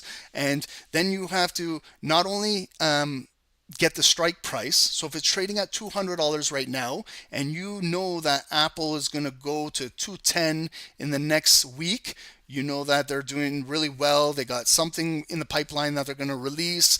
Maybe they had a 8% decline, and now it's time to, retrace back up to that to 10% gain. You could look at the 200, look at the 210 strike. And it's, you're buying because you are anticipating that's going to go up, so that's a call option. The opposite, if you're selling a company, if you think it's going to go down, is a put option. You can purchase a put option. So call option is if the security is going to go up. Put option is if the security is going down. When I shorted Rogers, I bought puts on Rogers under the out of the money. So if I say it's going to go to 210 Apple, now you have to predict the expiration date. So options come with a weekly expiry every single Friday. Okay, so if you're trading options, today's Wednesday, there's Friday at 4 p.m., there's options expiring for most securities. Okay, you only have 2 more days to trade those because they expire worthless. You can look at next Friday. You can look at the price of those contracts, those options. You can look at the third Friday. You can look at monthlies. If you don't want to trade options every single, like on the weekly expiration, you can look at the monthly options. You can do leaps, which are like quarterly, every 3 months. You can scalp. I scalp options. Okay, so and think about this. If today is Wednesday, what do you think the price of Friday's options are? Do you guys think there's a premium or a discount on them on this Friday? It's not a trick question, guys. I'm just testing you guys to see your shopping skills. If today is Wednesday, and how many more days do we have till Friday 4 p.m., would an option of, for example, Apple, would it have a premium placed on it or a discount right now? What do you think? You guys understand what premiums are and discounts?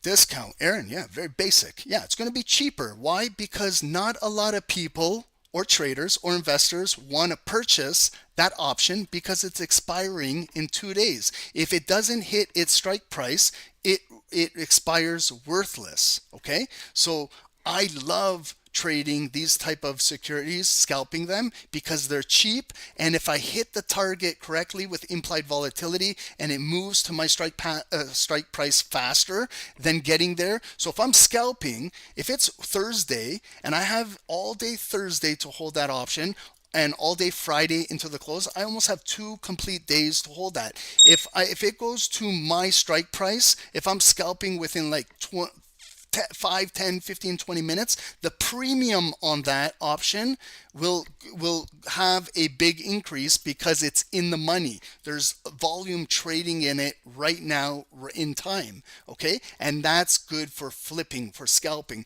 If I want to do more swing trading, I don't want to be like, I'll look for an option that's 1 month out of the money, and then hopefully slowly it will get there and it will appreciate in value and you'll get a premium on that, okay? And you also buy these at a discount. So you have to buy 100.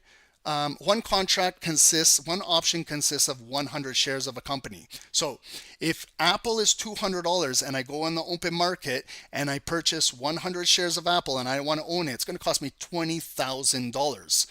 $200 per share multiplied by 100 will have to cost me $20,000 to own 100 shares of Apple. But if I don't have that type of capital, I'm going to trade the options market, because if Apple is trading at 200 and I anticipate it going to 210, I might look at that option, how much it costs. Maybe that option costs $5. Okay, it might be trading at $5, but when you select $5, you automatically, it will multiply it by 100. Okay, I got to make that clear. When you're trading options, it's the price is always multiplied by 100, because that option is a bundle of actually owning 100 shares. Okay, do you guys understand? So that option would cost me $500. It's $5 multiplied by 100. So you can see the difference. $500 to own, like trade options of Apple, or I outright buy physical shares of Apple, which will cost me $20,000. So if I don't have $20,000, I might have a couple $1,000. The options might be a better suitable option. Okay, do you guys understand what I mean by that? We're gonna have an entire options boot camp and explaining all of this more in detail. We're going to have a stock market boot camp explaining everything in detail. We're going to it's difficult to trade live with stock and equities and options, but I'm going to try the best of my ability to show you in a live environment how to do this or break things down. Okay, with Forex it's fast because we're buying and selling and boom boom boom, we're in the markets. And with this it's more calculated. Okay, but you guys will appreciate what I do for you guys and help navigate you guys through this. And you guys are welcome to, and I encourage you guys to ask questions while we're doing this. Okay, that's how we learn the best. And I've never done this before. I've never really done stock market and options trading live. I kind of do this more privately for myself, but I'm fair game if you guys are excited to learn. I'm super excited to do this. Okay, so what I wanted to show you guys was over here. Okay, how many of you guys have gone to Yahoo Finance? If you guys come live with me daily, it's part of my routine. Right after I get into the charts right here. Okay, we're gonna save DAX will be for later tonight in London. We might even do the FTSE. That's the British exchange. But let's just go to a common security. Okay, what we'll do is MicroStrategy. I'm trading this thing every single day right now. Don't ask me why, but I love the volatility. This thing trades alongside Bitcoin. So if you guys understand how Bitcoin and crypto trades, and you appreciate volatility, this security, holy shit, it's volatile as fuck. This thing is crazy. Okay, it can go up 10-20% in a day and dump 20% in a day. It can go up 5% in minutes and dump 5% in minutes. Like, if you appreciate volatility, this is as volatile as it gets. It's a scalper's paradise. Okay, like, just look at this. Like, look at this structure, guys. Look at what happened here today. Like, just, you guys know your demand levels, your support levels. How many times are we getting familiar with doing this? This should become second nature. Stretch it into the future. How many of you guys did this today? You guys were probably trading any security. Okay, I'm on MicroStrategy on the 5 minutes right here. Okay, what happened with this candle right here? At what time? 12 p.m. Eastern. What is that? Time and sales. A specific hour in the market. It's noon Eastern time. Okay, what happens? Wall Street takes a break. They go for their power lunch. Okay, Wall Street puts the bots while these guys go eat their sushi at their expensive restaurants. Okay, if you understand time of sales, which we try to preach to you guys on a daily basis, understand your timing in the markets. If you're trading London, 2 a.m., 3 a.m. Eastern, you got pre-London, you got news. You got to know what securities you're trading in London. If you move into pre-New York, New York, you got to know what securities you're trading.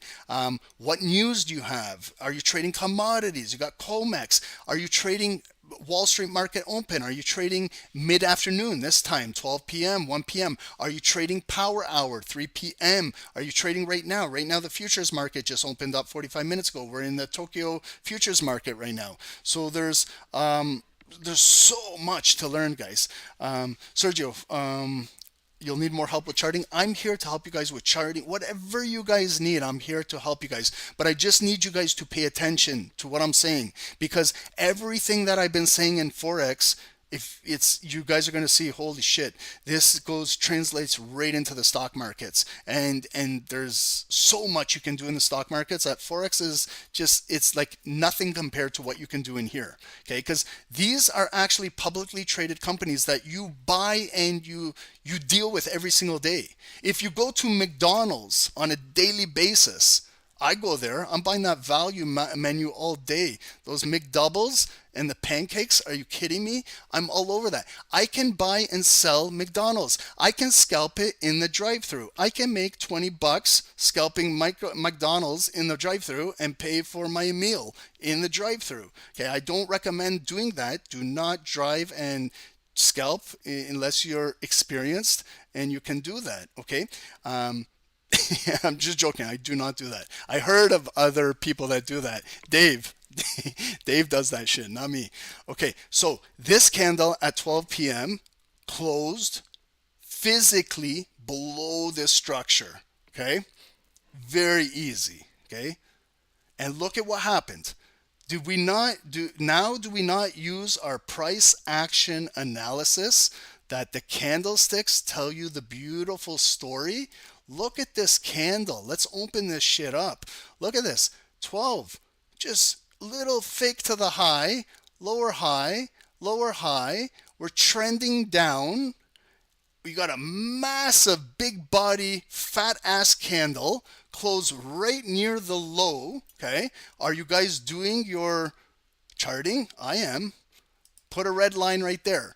What is this? Is there any wick on the bottom? Sorry that this went into a price action webinar now, but look at this shit, guys. This is fucking beautiful. Look at this thing closed near the low. What time is it? It's 12 p.m. We are trending down.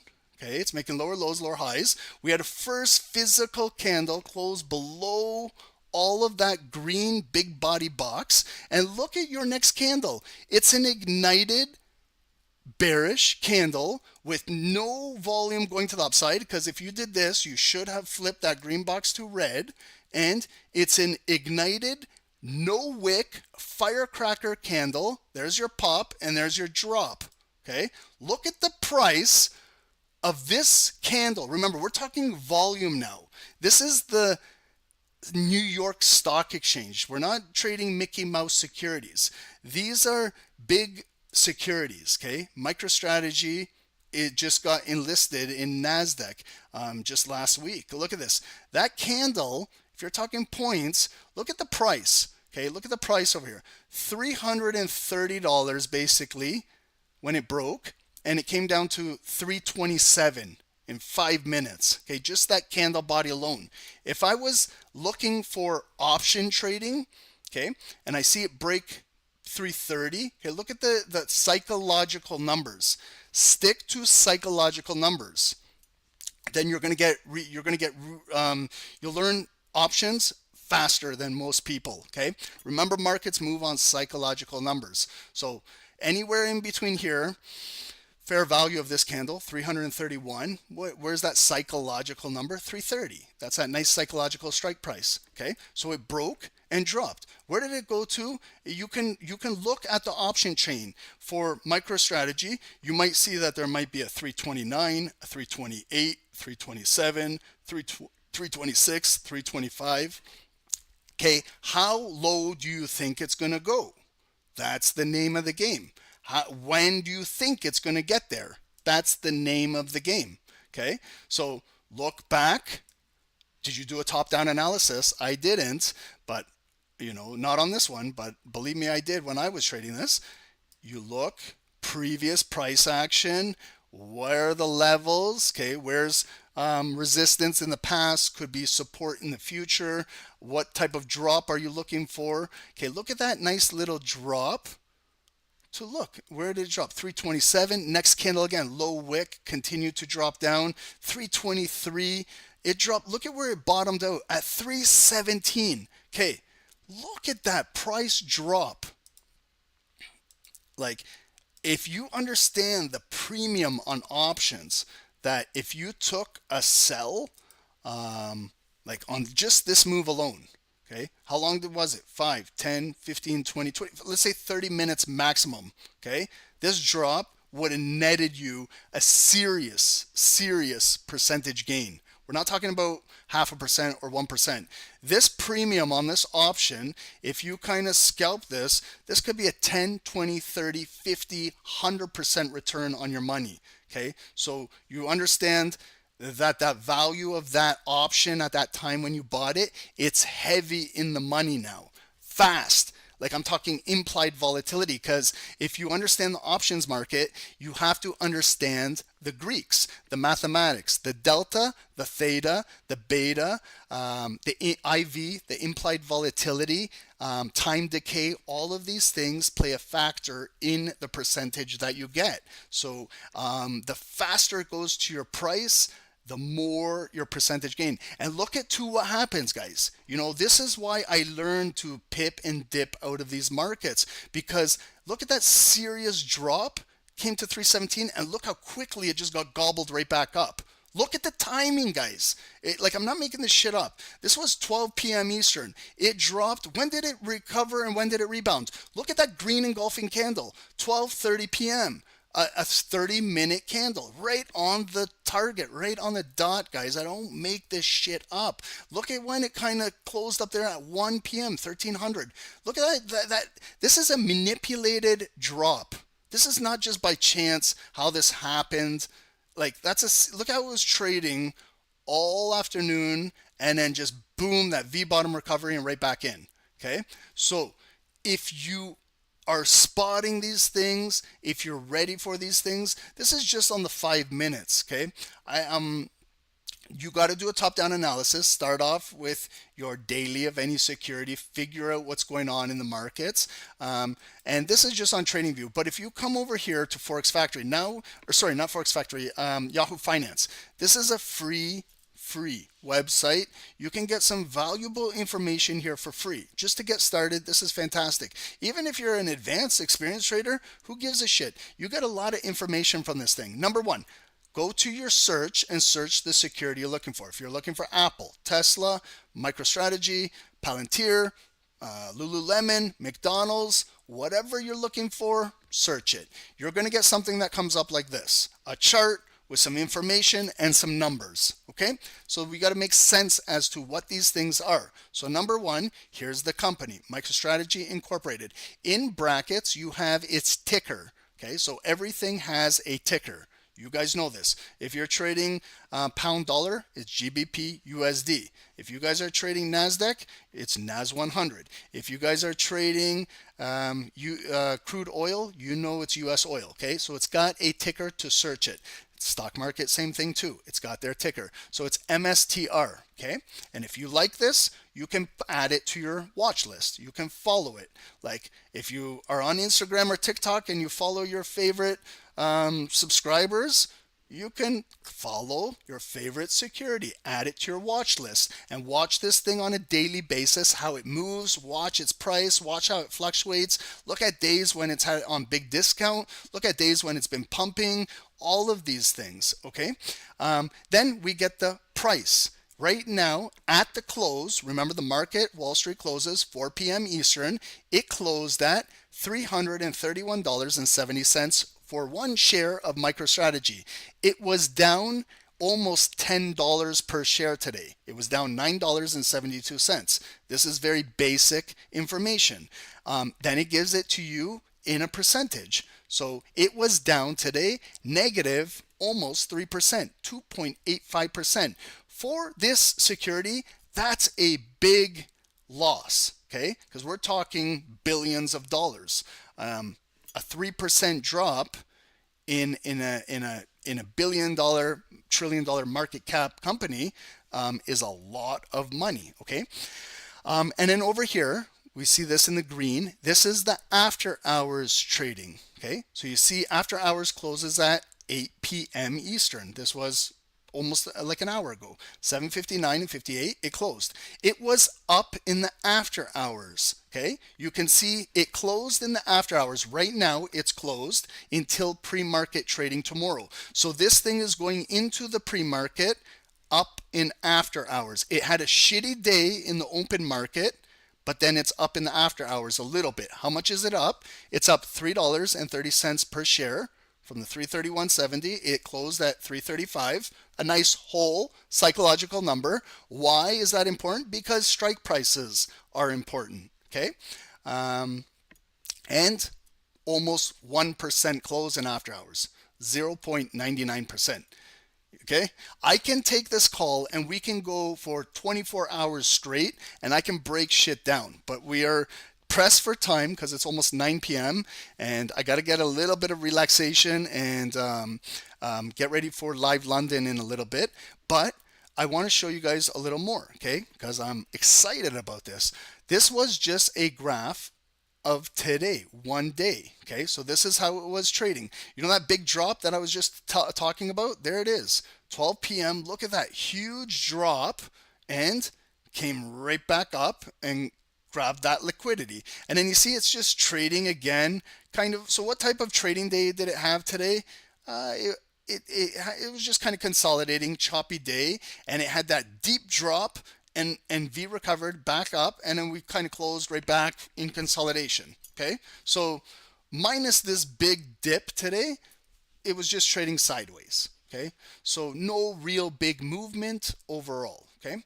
You can go in the last 5 days and see how it's been trading. So if you see start of new year, January the 3rd over here, it was trading at $300 and it had this big increase. Remember Bitcoin got back up to 102,000. So MicroStrategy kind of follows the price of Bitcoin.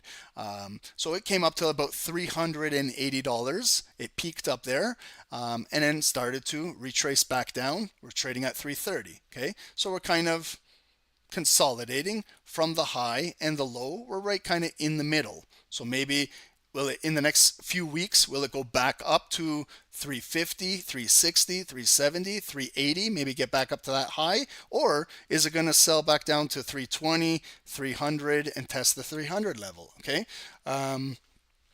So this is your charting. 1 month, 6 month performance, 1 year. Okay, so if you were trading this 6 months ago and you bought it, you're up almost 160% over the last 6 months. Okay, I'm not saying every security is going to have that type of move, but you can get a good indication of how things are moving. Over 1 year, it's returned 425%.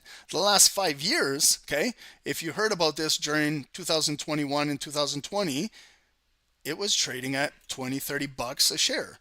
And this thing is now up 2,200%. Okay, those are astronomical gains.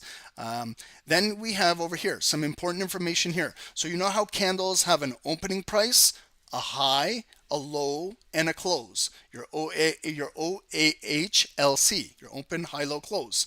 Your open body, your big body, your wicks on a candle. So it tells me now previous close was $341.43. It opened at 335. So what is that telling me? What is that telling me? Okay, if I'm looking at this like ahead of time, what is it telling me? It's telling me information. It's telling you information if you're considering this information and if you're really want to know what this is. Some traders overlook this and don't look at this as important information. Every information you can get out of the market is important feedback. So this thing closed previous day at $341.43. It opened the next day at $335. So it's kind of $14 higher. It opened. So there must have been some pre-market trading that caused this, or some after hours the night before to cause it to open higher than the previous close. Okay, now the market opens up. Now you can trade it. Do you want to buy at 335? Do you want to maybe wait for a pullback if it sells back down? Maybe is this a fake move that they pumped it up pre-market and then they're going to drop it back down? All of these things to take into consideration. Okay, and then if you're looking at the bid and the ask, okay, so there's a bid of $330.49 times 400. The asking price, okay, so that's kind of the spreads of what I was talking about. It gives you the entire day's range. So there's the low of the day, that 317 right there, where it dipped right down there at 12 p.m. There's the low, 317.22. So I know the low of the day. I don't need to even look at a candlestick. I know the low of the day now. I know the high of the day. The range. So you know the range. The wicks represent the range, the high and the low, the entire range. The body represents the volume where it opened and closed, but this is our range. So it's got quite a big range today, from 317 to 344. So if you're scalping in between there for a couple dollars, you know, you got a lot of volume that you can make some moves in here. But also if you're a swing trader, okay, you don't need to scalp. You can swing trade. You can intraday trade. You can invest. You can look long term. Okay, if you're looking long term at this thing, then you want to buy on those dips. That was an absolute gift right there for longs that wanted to buy that and got that nice dip fill. When it was trading at 335 and it dropped all the way down in minutes to 318, if you got filled or you were there and you saw that and you caught that big bounce right back, you could be done for the day. That's it. You've made your daily goal, weekly goal, and you're out. Okay.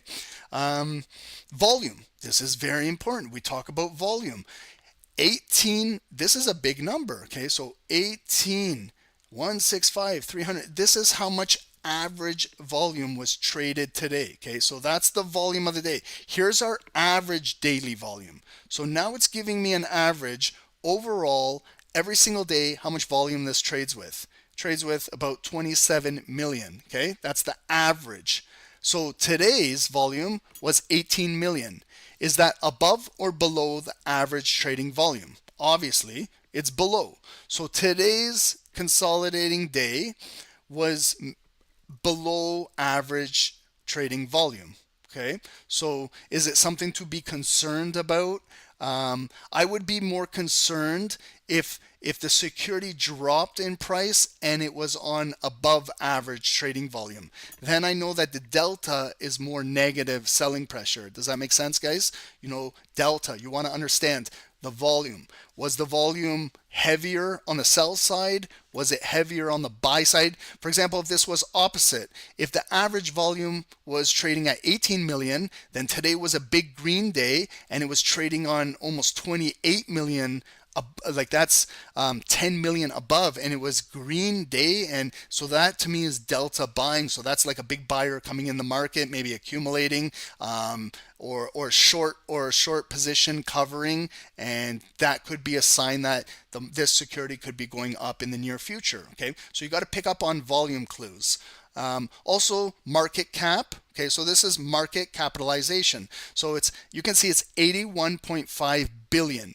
That's if you take today's share price, 331, and you multiply it by the shares outstanding, you will get the market cap of this security. So MicroStrategy is $81.5 billion company. Okay, I was talking about Apple. Apple is 3.8 trillion. Okay, it's almost at $4 trillion. And then you might see some securities you're trading, mid caps or penny stocks. They might have a market cap of 10 million. They might have you might find low floats with something like something with under 5 million shares that trade, or market cap. Okay, so there's a little bit for everybody. You got your beta. I won't explain this yet. There's a little bit more. PE ratio, we talked about that. That's where you're understanding kind of the balance sheet of companies. Do they have a good PE report ratio? We'll talk all about that. EPS, earnings per share. You know, when we're looking at earnings, EPS, earnings per share, revenue, all of those things. Earnings, okay, so now I can see that MicroStrategy will have earnings in the first week of February 4th to February 10th. The date is not released yet, but they have earnings. So do you want to trade this company like kind of 1 month before earnings, or do you want to stay away from it? So all of these things to consider. So forward dividend and yield, you can see that there's nothing. So this is not a dividend paying security. If it was, you would have an ex-dividend date right here. 1 year estimated target from analysts. I don't believe into this too much because a lot of the time this is all bullshit. You got to be careful with this stuff. So there's a 1 year target of this security at $518. So obviously, if it's trading at $330 today, that's a good value to buy if you believe in this 1 year target of 518. But again, I go to the charts and I analyze as opposed to just taking analyst data and just going with that. That's not the way to go about trading. Okay, and then you got some news on it. What you can do over here too. Okay, remember, Yahoo Finance is free, guys. So you can go more advanced chart over here if you like. And you can really open it up. Okay, some of you guys use TradingView and or Webull, or you're on Investor Broker, or you're on Robinhood and all that. You do your charting. But this is just simple if you want to come over here. So this is just a traditional mountain chart where you can see if you want to switch it, you can go to settings and you can change it. So see where it says mountain right here. You can, if you like candlesticks, you can go to candlesticks if you like. You can trade it. There's our candlesticks. Okay, I can see our bearish engulfing candle. I can see a bullish engulfing. I can see hammers. I can see spin tops. I can draw support. I can draw resistance. I can see green and red candles. You can do whatever you want on here. You got a lot of information. You got your indicators if you want to add indicators. Okay, you got your moving average. You got Bollinger Bands, RSI, MACD, all of these things that you guys are familiar with. Corporate events, all of these things. If you want to draw on it, you can certainly draw on it. Again, we got the closing price, after hours. You can go to settings if you want to change anything. I don't really like the white charts. I like this. I like the nighttime. It hurts my eyes staring at charts all day. I like the black background. That's just me personally. But there's things that you can change here. If you don't like the dollar amounts, you can put it in percentage. Some of you guys psychologically need to see percentage gains instead of dollar figures. All of these things. This is all up to you to play with. Test out things, see what's suitable for you, you know, figure out things. Here's your watch list. Okay, so I got MicroStrategy, Nvidia, QQQ, F is Ford, Shopify, Home Depot, SMCI, like Amazon, Tesla, McDonald's. These are all on my watch list, and I'm looking right now. So I can see McDonald's today closed at $286.90, minus $2.44. It was almost down 1%. I can add volume on my charts as well. See the volume bars? So I can see that big drop right there was on significant selling volume compared to how it was trading this afternoon. And then I can see 10 a.m., 10:15, 10:30, 10:45, everything we do, you can see basically how you do your stuff on Forex. Okay. Any questions about this, guys? Okay, and then there's stuff over here on your left column. On most platforms, you got news about the security. Okay, we talked about news. So MicroStrategy, MSTR, Jim Cramer, this clown over here, doubts Bitcoin driven growth after 359% surge. Do not listen to this guy. If he says buy, you sell. If he says sell, you buy. That's kind of how you trade with this guy. I don't know why people still follow him, but he's got a terrible track record in the markets. And there's other news here. So MicroStrategy's trading volume rivals that of top 7 US tech stocks over here. If you want to read the article, click on it. You got a lot in here. Okay. There's also let's see here, financials. Okay, so you can look at the financials. So this is what we were talking about: income statement, balance sheet, cash flow. If you want to see its annual, quarterly. So this is really if you want to take your trading and investment or to the next level. Okay, if you're contemplating investing in a company and hold it for multiple years or make it part of your retirement, I think you should know a little bit about their revenue stream. Are they making money? Are they losing money? All of this stuff. Like you have gross profit. Like this is like we're back in economics class or back in business class in like high school or college or university here. So you know what net income is, your total expenses, all of these things. If you really want to do this, I know traders and investors that have never even looked at one of these white sheets before in their life, and they don't need to. They're making money. I'm just putting it out there. If this is interest to you, you got a lot that you can learn about the security that you're trading. Analysis over here. Okay, you got their earnings per share, EPS, revenue versus earnings, analyst recommendations right now, analyst target. So its low was $212. Its high was over here at $650. That's the high analyst price. It's currently trading at $331 right now, and then they're giving an average of $518 was the yearly target. Okay, it might not even go close to this. It might even go lower. Who knows what the markets are going to do? Okay. So you got this. Options. Real quickly, we're just talking about options. So this is what a typical options chain looks like. You're going to have the contract name. Okay, MSTR is the security ticker. Then you have all of these numbers. It's part of the contract. Last trade date, you got your strike prices here. Last price, bid, ask. Okay, all of this. Implied volatility, I was just talking about that, implied volatility. If a security goes faster to your strike price, you're going to get a implied volatility, a bigger return, bigger percentage gain. The slower it goes, then it's time decay, then your contract is losing value over time. So if you buy it tomorrow and it doesn't go, let's say for example your contract is for this Friday to expire and it doesn't get to your target, like let's say for example we were saying $200 and we purchased the 210 call for this Friday. What happens if it doesn't go there? What happens if it's just trading at 200? What happens if it dips down to 195 or 190? Then that contract will expire worthless Friday afternoon. So you initially paid for it, we were saying $500.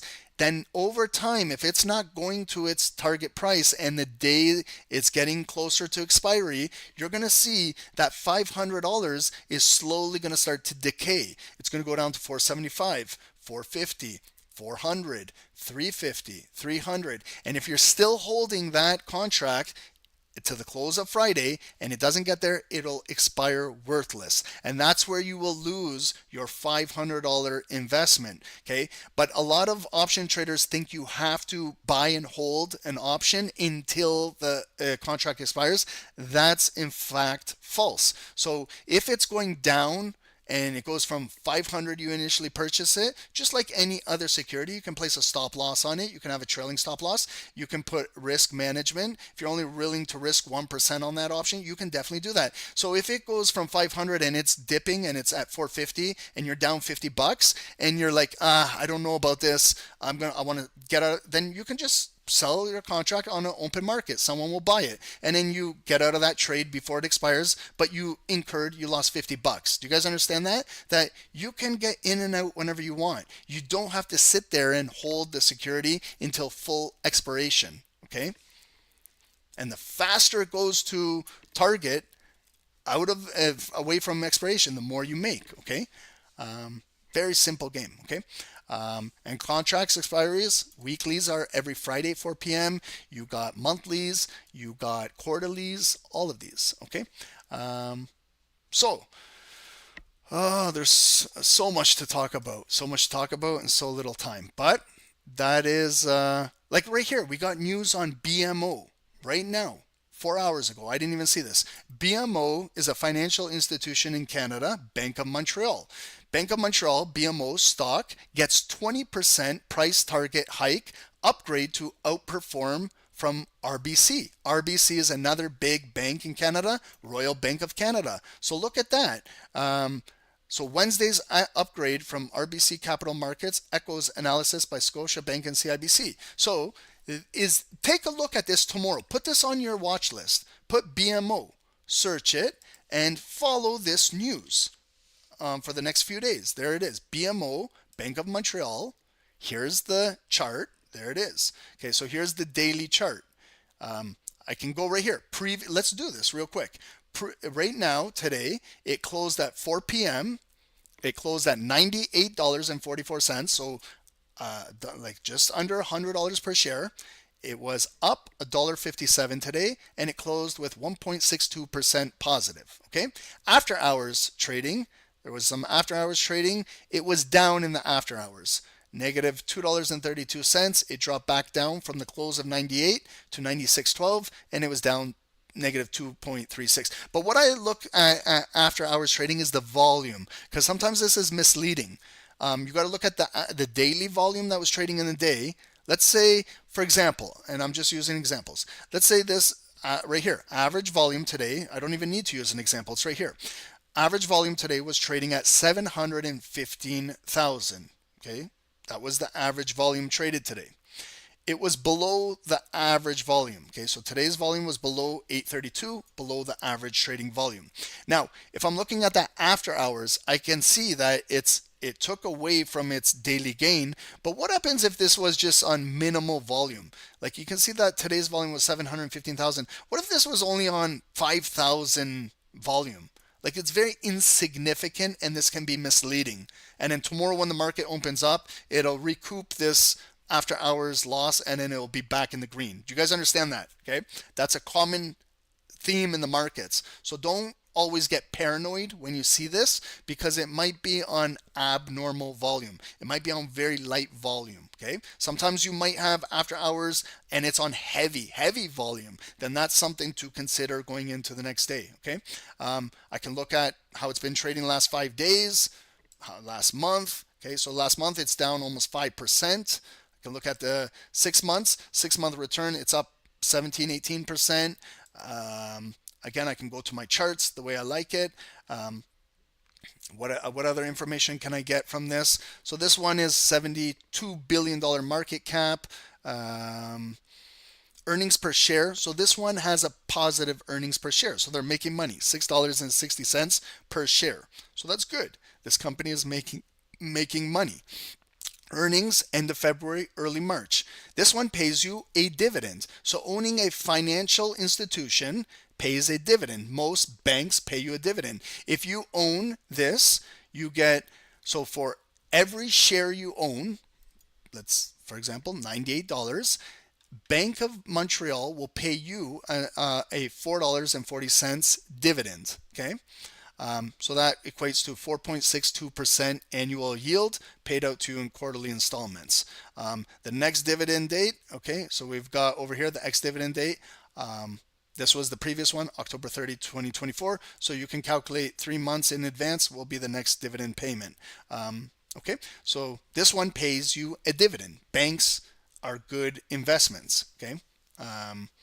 That's where we hold our money. That's where most of you guys deal with. Okay, so that's BMO. Watch this thing on this news. Okay, so they just got this news, this upgrade. How will it affect trading tomorrow? It's not going to be anything crazy and volatile, because these are banks. These are more, they don't necessarily have volatility. These are more straightforward securities.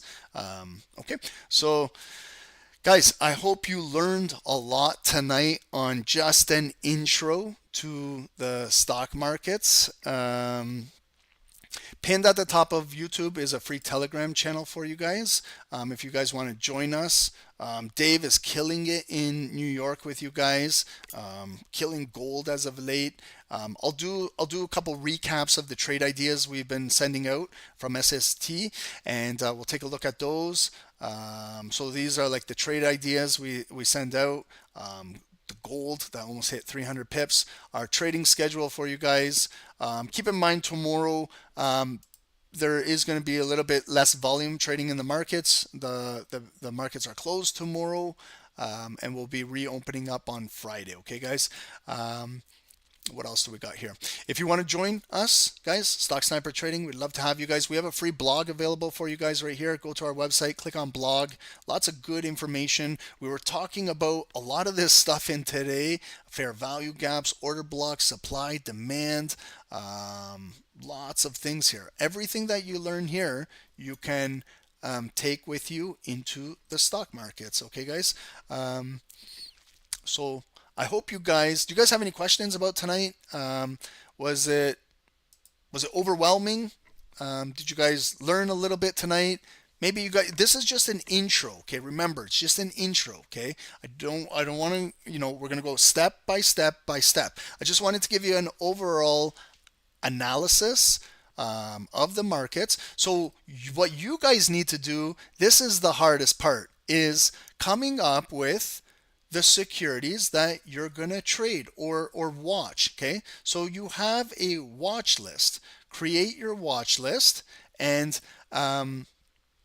that way you can start, like if you like NVIDIA, we were talking about NVIDIA, okay? So add NVIDIA to your watch list. Maybe this is a company that you're going to trade in the future, okay? So create your watch list, whatever securities it is. What I would start my watch list is with common household names that you're familiar with and you're excited to learn and trade them. Okay, don't pick something that your friend is trading or your neighbor is trading, because if you don't really like it or you're not interested in it, you're not really going to be interested in researching it. Okay, you got to be excited for securities that you want to research. Like for me, I'm big into banks and financials. So that BMO, I love reading on things like that. I know it might be boring for other traders or individuals, but that's just, I like financials. I like banks because Wall Street is dictated by banks, so I want to learn a little bit more about it.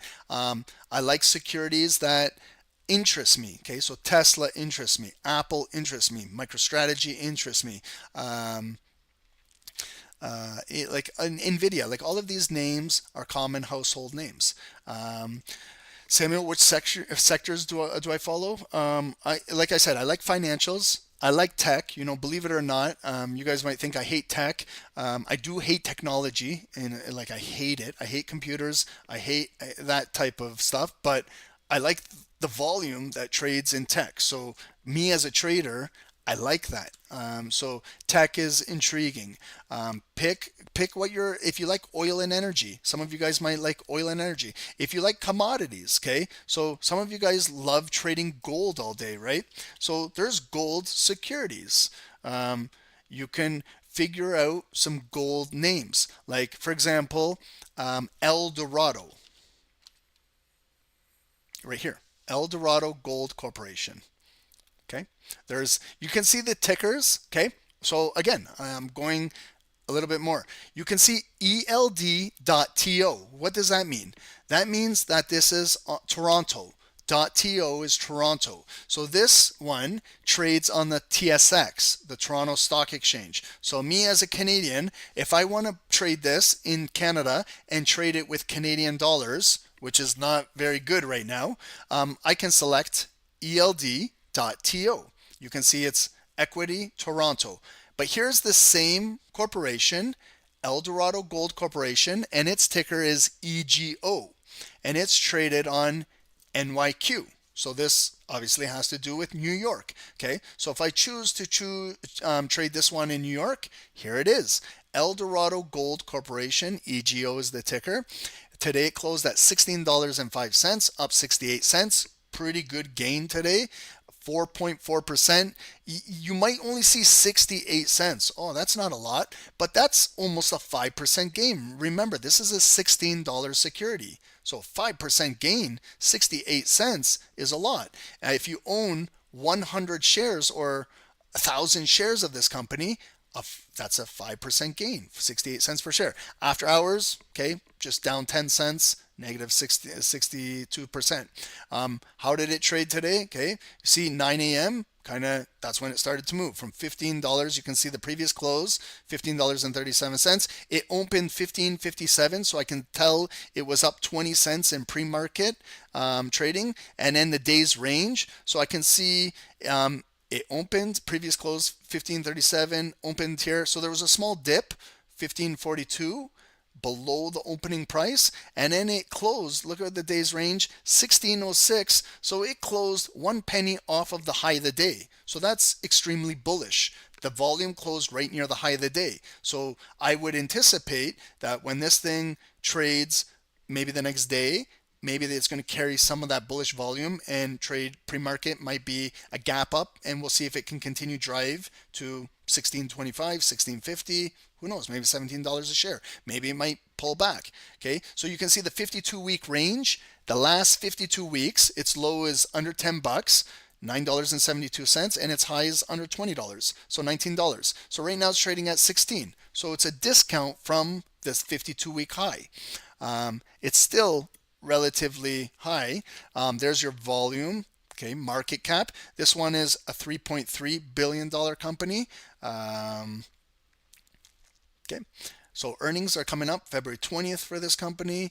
And then again, you can go through news. If you follow gold, let's take a look. So most of you guys are trading gold. If I tell you XAU USD, you guys know that like the back of your hand. How has gold been trading the last month? So El Dorado, how is it trading the last month, last 6 months, last year? Okay, all of those things. So you can figure all of these things out. Figure out whatever floats your boat, whatever you're interested in, and you can trade. And then we'll also talk about trading ETFs. We'll talk about other things that you can trade, like QQQ. All of these other securities. So we'll do a little bit about everything. I think our next webinar is I'm going to break down a security for you guys more in depth. I made one of MicroStrategy. I was going to do it before the holidays, and I never got around to do it. So maybe we'll do that one next. Coming up, just breaking down kind of a security, a trade I took with it, why I took it. I can show you guys that. But I hope you guys learned something new tonight, guys. I'm going to go right now, take a break, because I do got to come back later tonight for Live London at 2:30 a.m. Eastern. And we'll go from there, guys. Remember, tomorrow the markets are closed, so take it easy. If you just want to come chill with us in London, you're more than welcome. And if you want to join the team, we'd love to have you guys. New exciting things coming for SST. And Dave and I are super excited to get into stock and options, education, analysis, and trading, guys. So thank you, everyone. God bless. Take it easy tonight. And think about now, when you go to sleep tonight, think about some securities.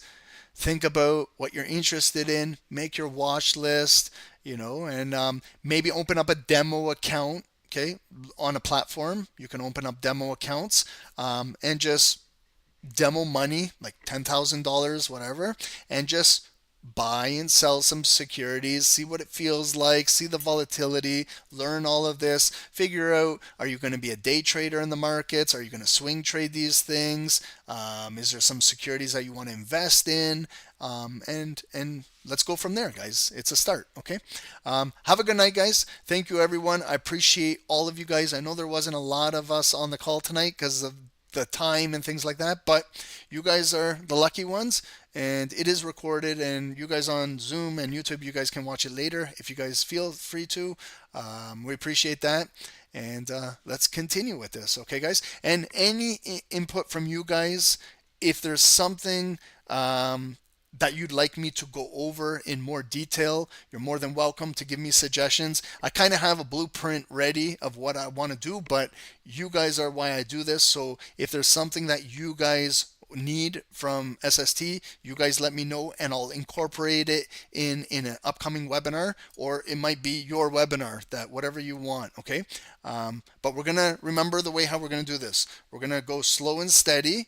We're going to get our feet wet slowly, learn everything, because this can be overwhelming. Like a lot of the terms that I was using today maybe went right over your head, and you're like, what is this guy talking about? Okay, it can become very, very advanced. So I want to kind of simplify it as if I'm teaching my son. Okay, my son is 13 years old. I am teaching him. So the way how I teach him is the way how I teach you guys. Okay, I simplify it as if I'm teaching my kids, which I am. So they're going to know this. They're going to come on here one day and they'll conduct a webinar and they'll show you how they have learned. Okay, so I'm doing it the same way I teach them. Okay, I don't want to overcomplicate things, but if you already know this stuff, that's fantastic. But then it's going to get a little bit more advanced as we go along. Okay, guys.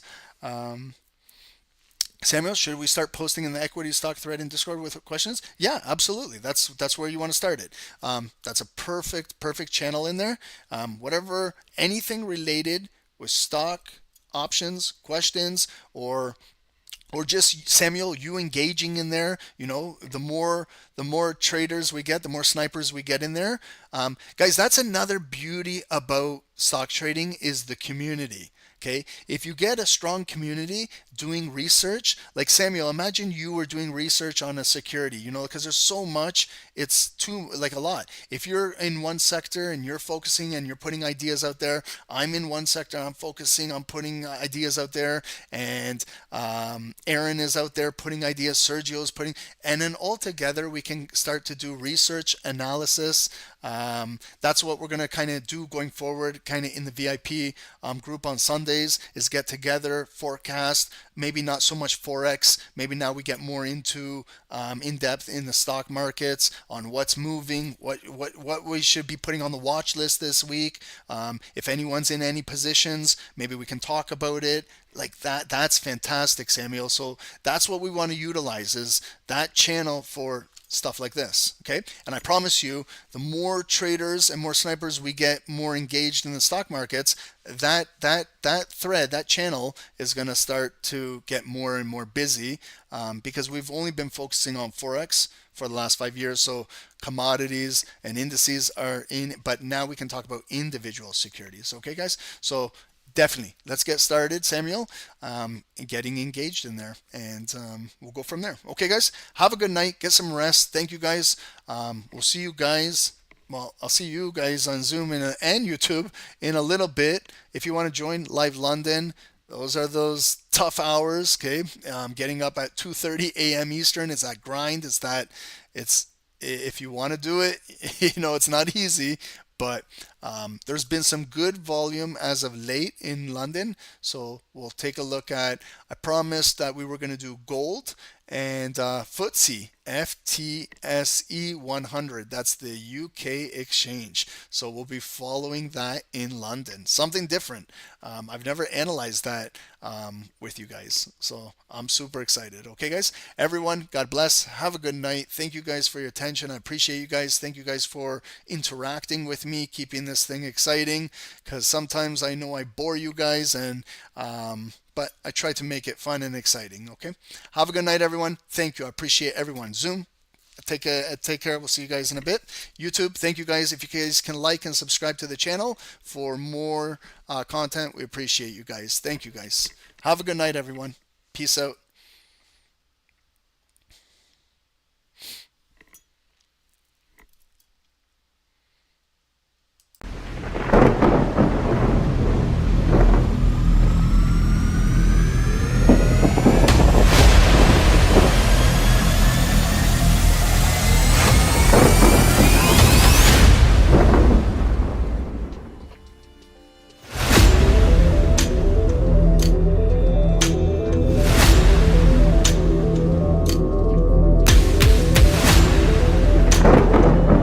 Recording stopped.